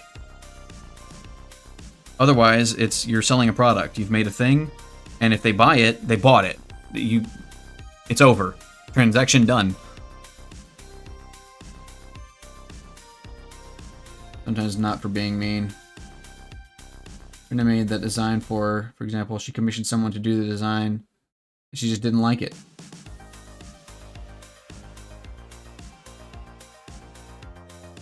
How do I tell the artist I want her to start over? Okay, so that's okay. Yeah, this is one of the reasons why I think that like businesses and certain markets work the way that they do. If it's a matter of I'm going to a friend or someone who is in a friendly environment, I guess, and asking them to do a thing for me and saying I will give you money if you do so. Everybody, like what you've done to a certain extent is you've also put your friendship on the table. Right? Like you're using your friendship, and this is not like malicious or anything. It's just when you enter into any kind of a business transaction with people who are your friends, your friendship becomes part of the transaction. That's difficult. And again, it's really hard, it's really easy to not realize that. But that's why it can be a real problem. So for me, if it's somebody is commissioning me to make a thing, I want to say, you know, I would want to start off with, here's how much I'm going to charge for this thing. And at the end of it, like, I'll offer you like 3 or 4 revisions. And I think a lot of people do this, right? It's like, I'll revise it 3 or 4 times, but at that point, I'm done, right? Like, I'm not giving it any more revisions. I'm going to finish. If you're not happy with it, again, this is why you get half the payment up front. I'm sorry, we can stop the transaction. And I'm sorry, I did the thing that you asked me for. And my style, my design thing, that's what you're paying me for. If it's not exactly what you want, you need to realize that I'm going to be designing things differently than what you exactly have in your head. I'll get as close as I can, but I can't read your mind. I feel like that's fair and reasonable. And as a client, they'd have to come into it with that perspective. The idea that I have an idea in my head, but it may not exactly get there. I don't know. Offered to make a doodle of the image idea I had from reading her lore, and that image only came to my head because I know her personality. Yeah. That's basically my image language to tell who she is. I can't do that for randoms. Right, and the other person that they commissioned can't do that for them. Nor, and that's not a problem, right? Like, I don't think that should be expected of people. That's why you got to bring references, like, here's the kind of thing that I'm looking for. Even if you drew it yourself, right? Like, I've seen a lot of people talking about, if you have a commission idea, draw something yourself to give me the impression of what you want. Usually treat my friends like a client. Usually don't give any special perks. I mean, yeah, like, and again, that's the thing. Like, if you're doing something because a friend asked you to, and there's no money involved, or they're like, hey, I'll give you $10 if you draw this or whatever, then maybe, you know, maybe it's a friendly request to do a thing, and they're offering to pay you for it. Great. But if it's a matter of, hey, I would like to pay you to make a thing, that's a business transaction. We aren't friends right now. I'm a business entity, and so are you, right? And try to make sure that they understand that, I guess, is a good way to manage the friendship, I think. Like, again, tell them this is not a friendship thing. This is just how I run my business. And if you're talking to me as a business, then that's how I'm going to have to treat you in this context. I mean, be friendly, of course, but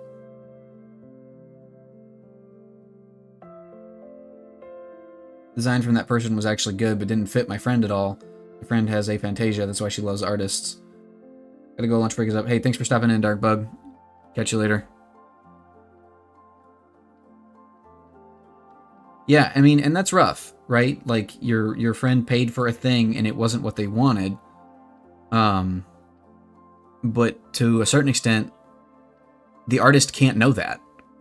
You know, and again, I don't know what their policy is. I don't know, because everybody has a different Some people are just like, hey, if you request a thing, you give me what references you want, and I will draw it, and it will be done, and then I will give it to you, and you will pay me, right? But some people are like, well, here's my sketch, and then you can revise a thing here or there.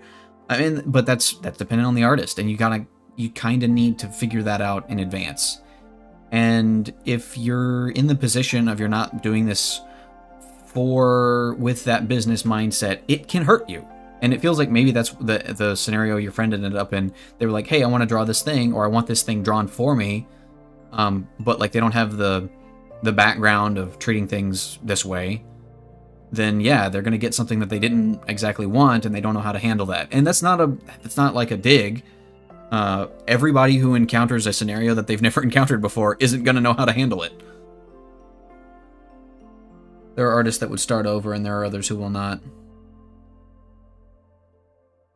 Right, and I mean, if it were me, and she was like, I feel that, right? I feel the at least what I perceive from what you've said, the perspective that your friend has.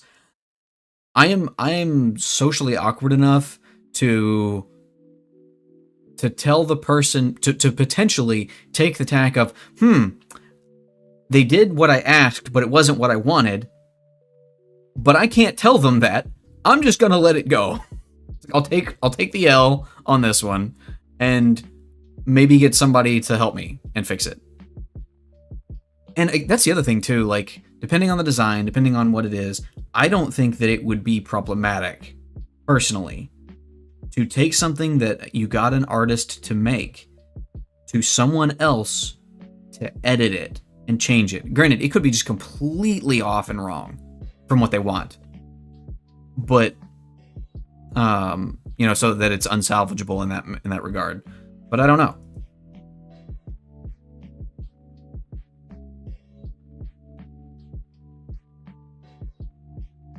Yeah, and again, this is from my perspective. It's like, if you're that kind of person, if you're the kind of person that you're not gonna engage with somebody who did something wrong, or at least did something the way you didn't want them to, you cope with that.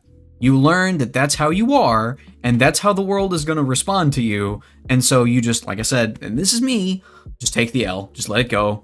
I'll fix it later. I'll do something else. Obviously, I approached the situation in an incorrect way because I did not get the thing that I wanted. Some designers say in their TOS that design cannot be changed unless they do it. Yeah, that's that's another thing.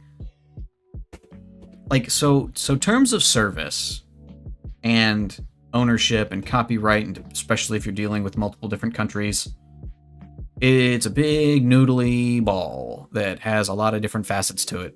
Because there's a part of me that's like, if I buy something from someone, if I buy something from an artist, and I stipulate, I am buying this from you because I want ownership of it, and it's now mine.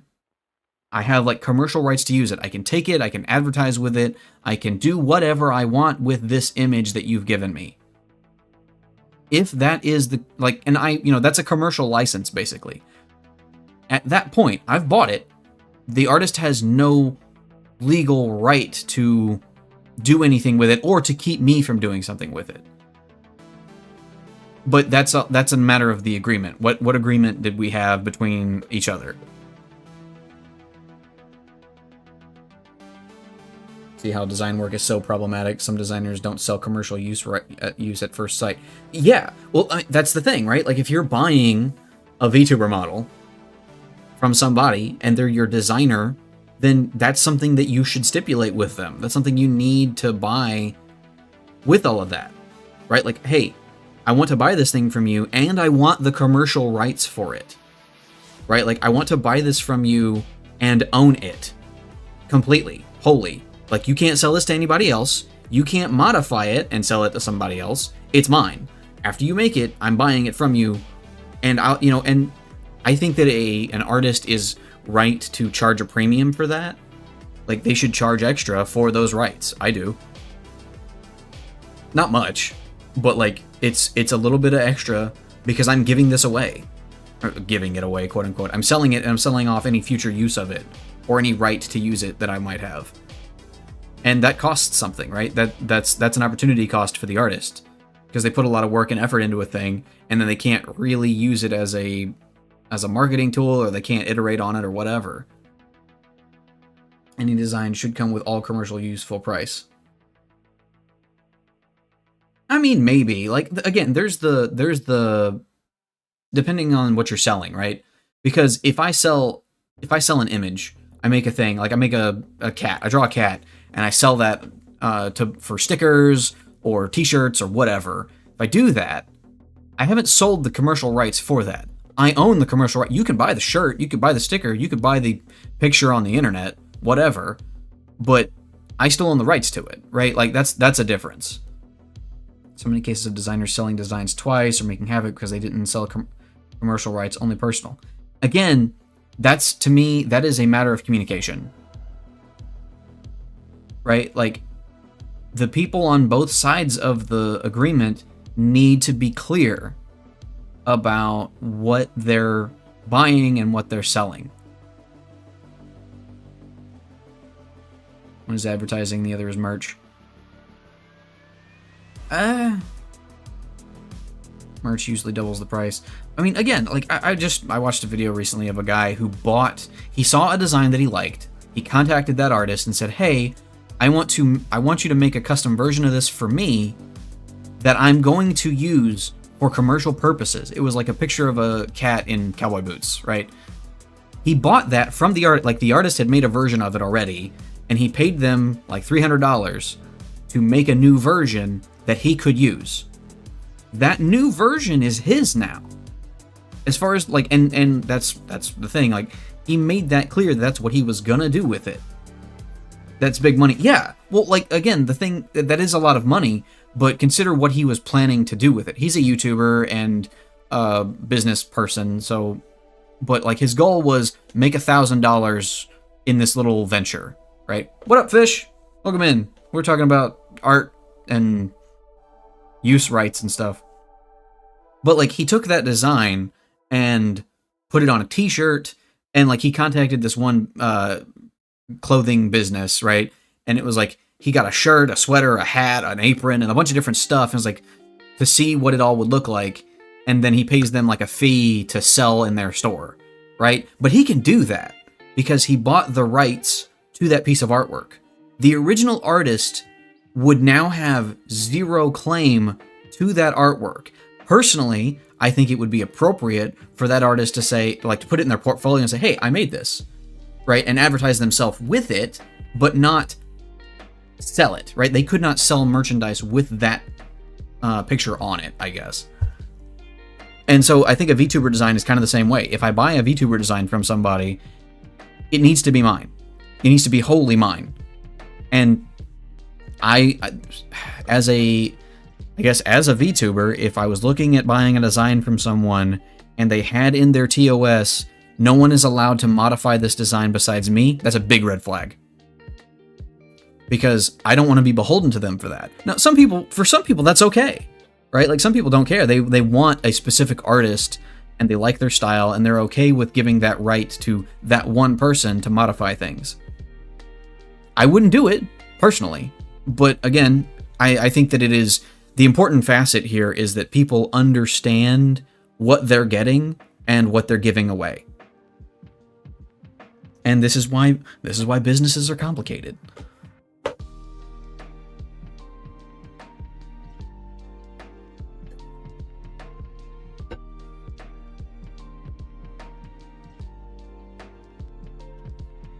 But yeah, so like, I think if my friend gets another clothes for character mate, I wouldn't be mad at all. Right. I mean, I do think it is worthwhile. And again, I probably should update the things that are on my Ko-fi page. But like, for me, it's a matter of, I will charge more if you're going to use this for commercial purposes, right? Like, because I'm giving you the whole thing. I'm giving you the whole design. But like, that's kind of explicit that if you commission me to make a thing, you commission me to draw a thing, I'm not giving it to you for commercial use. If I see you sell it for, like, you know, put it on stickers and stuff, that's a problem. Unless you paid me for that.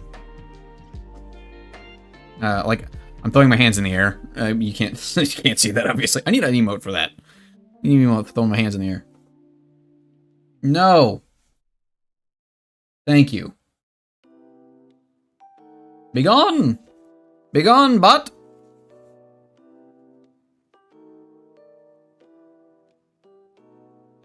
But yeah, Nebby, I think it would be worthwhile to put that like in your terms. Like if you are fine with anybody who commissions you just having full commercial rights over the stuff that they're getting from you, then I would say that. I think that that could be a selling point. That could be a positive factor. Like, hey, if you buy a thing from me, you are free to do with it as you please. I don't want to work selling designs, but I'm willing to design things for friends. I mean, and yeah, that's totally fair. I think that it is. Oh, hang on. I need to double check. Well, you know what? I don't care right now. I'll have to double check and see if that same thing is popping up on YouTube. I don't think so.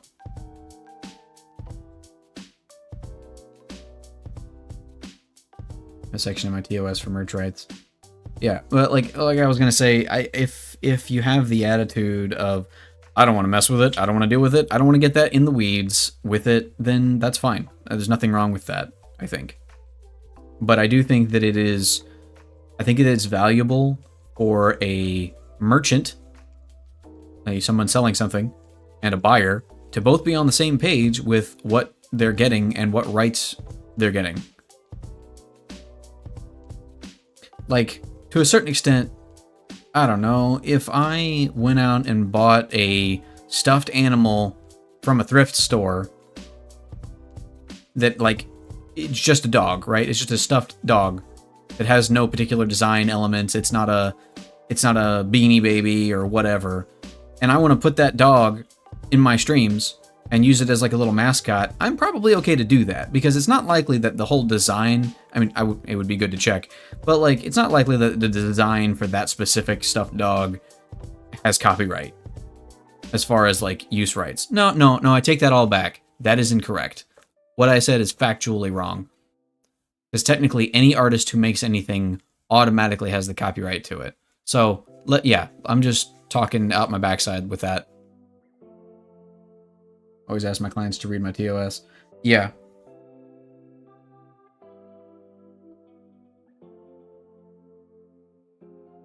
But yeah, like I was gonna compare that to like if I bought a Mickey Mouse plushie and then decided to market myself or my things with that Mickey Mouse plushie without express permission from Disney, then yeah, I would probably be rightfully in some trouble.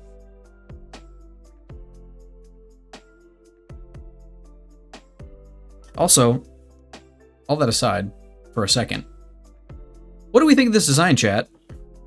I'm kind of digging it. I like the extra little bits. I feel like I maybe need more. Need more stuff.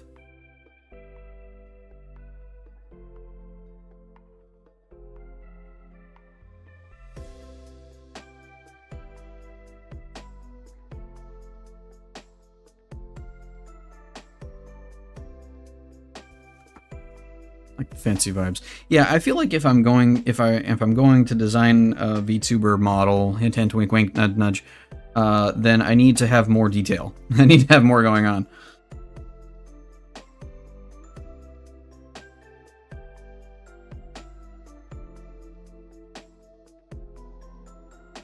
And of course, this is just a design. I'm not even in the make the actual thing stages yet.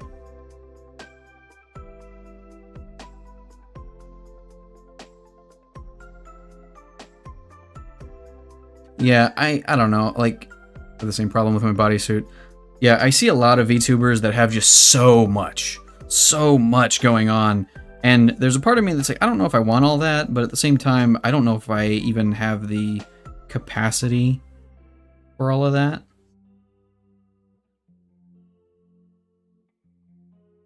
Like, the ears, I was pretty happy when I added the ears, the bow, and the vest, but now I'm throwing extra stuff on it.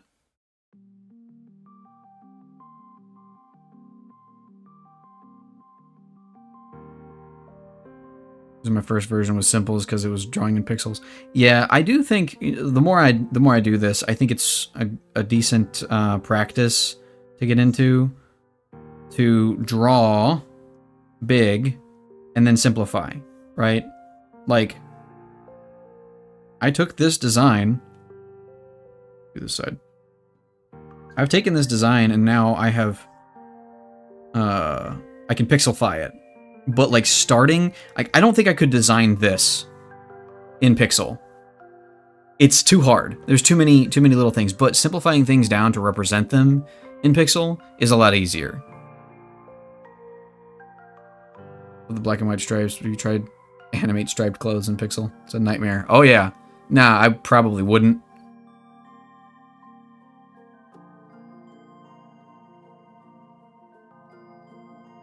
Poflanakovic says, Wizard, you need to stretch. You are correct. I do, in fact, need to stretch.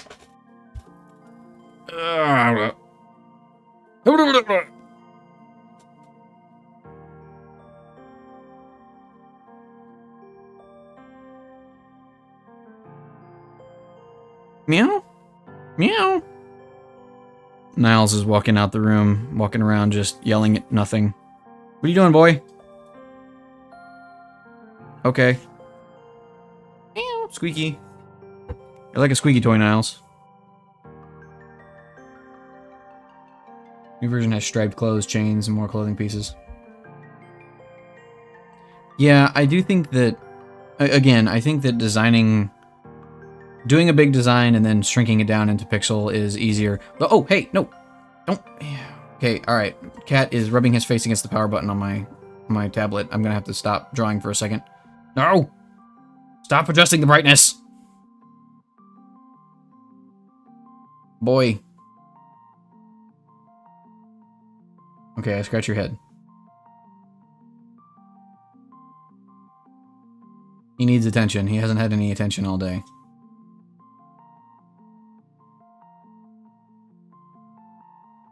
Hello, big guy. Don't rub your face on the power button. Or don't rub your ear on the brightness button. What the heck? Man, would you... Here, go over there. I'll pet you, but just don't put your face around the stuff that I need to operate.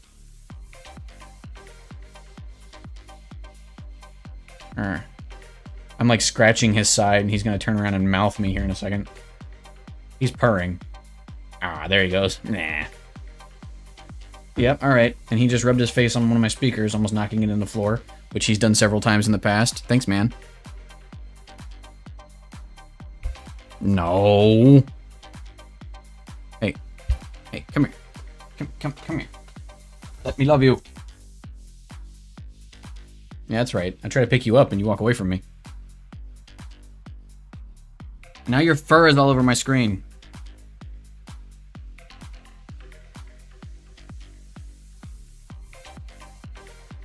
I mean, he's purring this whole time. Lamb, lamb, lamb.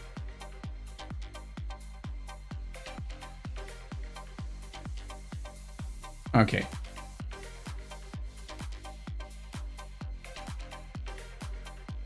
Alright, I think I'm done messing with this. Press the power button. No, don't. He already did. He turned my tablet off already. I had to turn it back on before it reset or something. Hopefully it's still functioning. Okay, it looks like it's okay. Hey, man. Niles, your eyes are too big for your face.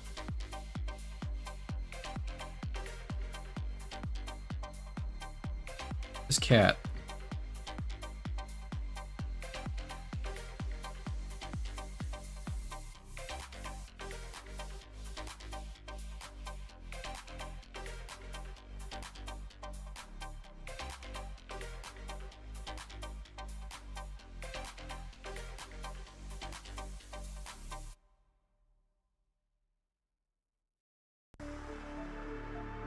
I swear this cat's face is like...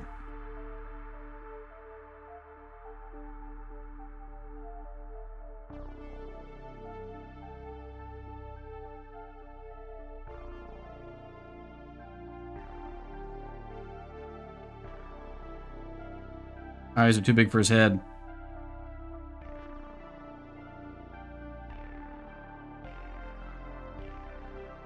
What do you mean you feel attacked?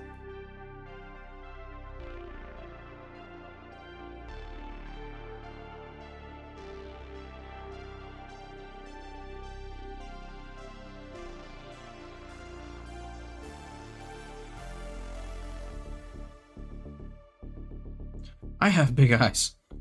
Well, yeah, but are they like 30 to 40% of your actual face? It'd be really weird if your eyes were that big. Very strange.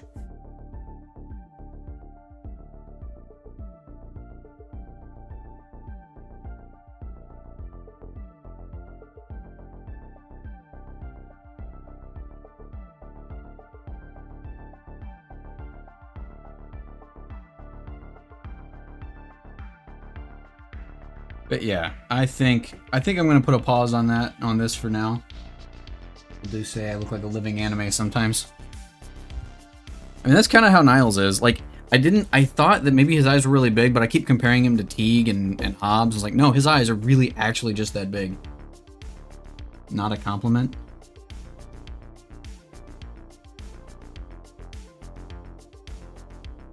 Well, I try to keep my streams mostly PG-13, so I will not I'll not tell you what you should say to those people who are not being complimentary in that facet on stream. But they can take their opinions and keep them to themselves. Anyway, you think I'm gonna go ahead and wrap it up there? I am planning to continue. Was getting serious. I ain't got time for this silliness. Already? It's been what, 2 hours? I think it's been 2 hours? I can't even check. I don't know. Where's my timer? All my timers are gone. Keyframe interval is 2 seconds. Pizza Dude's got 30 seconds. Anyway. Yeah, I gotta do stuff. Look, for one, it's really nice outside, and I should go touch grass, along with my dogs.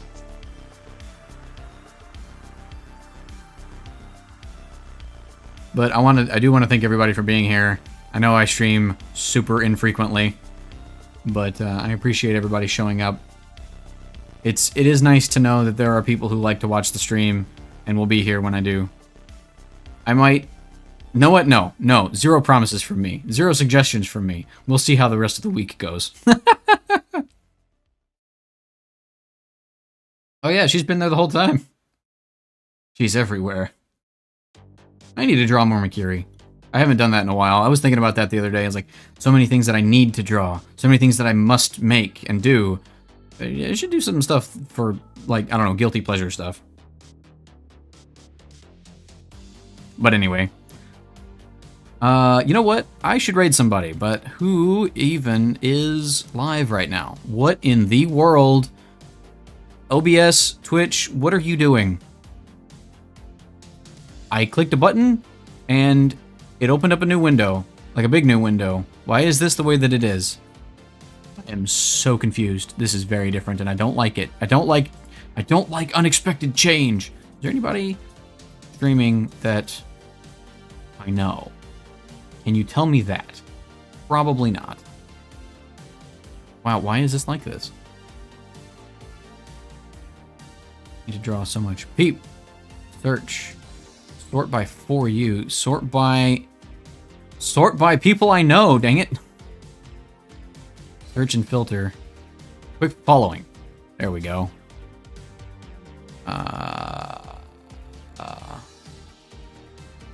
So yeah, it looks like, yeah, Peep is, and Igni is. We'll raid Peep. Let's see, how do I do this? Do I just click this now? Oh goodness. Oh dear. Yeah, we're gonna raid Peep. They are playing Metroid Dread. Yes. All right, everybody. Thanks for being here. I will see you when I see you. And until I do, y'all stay safe out there.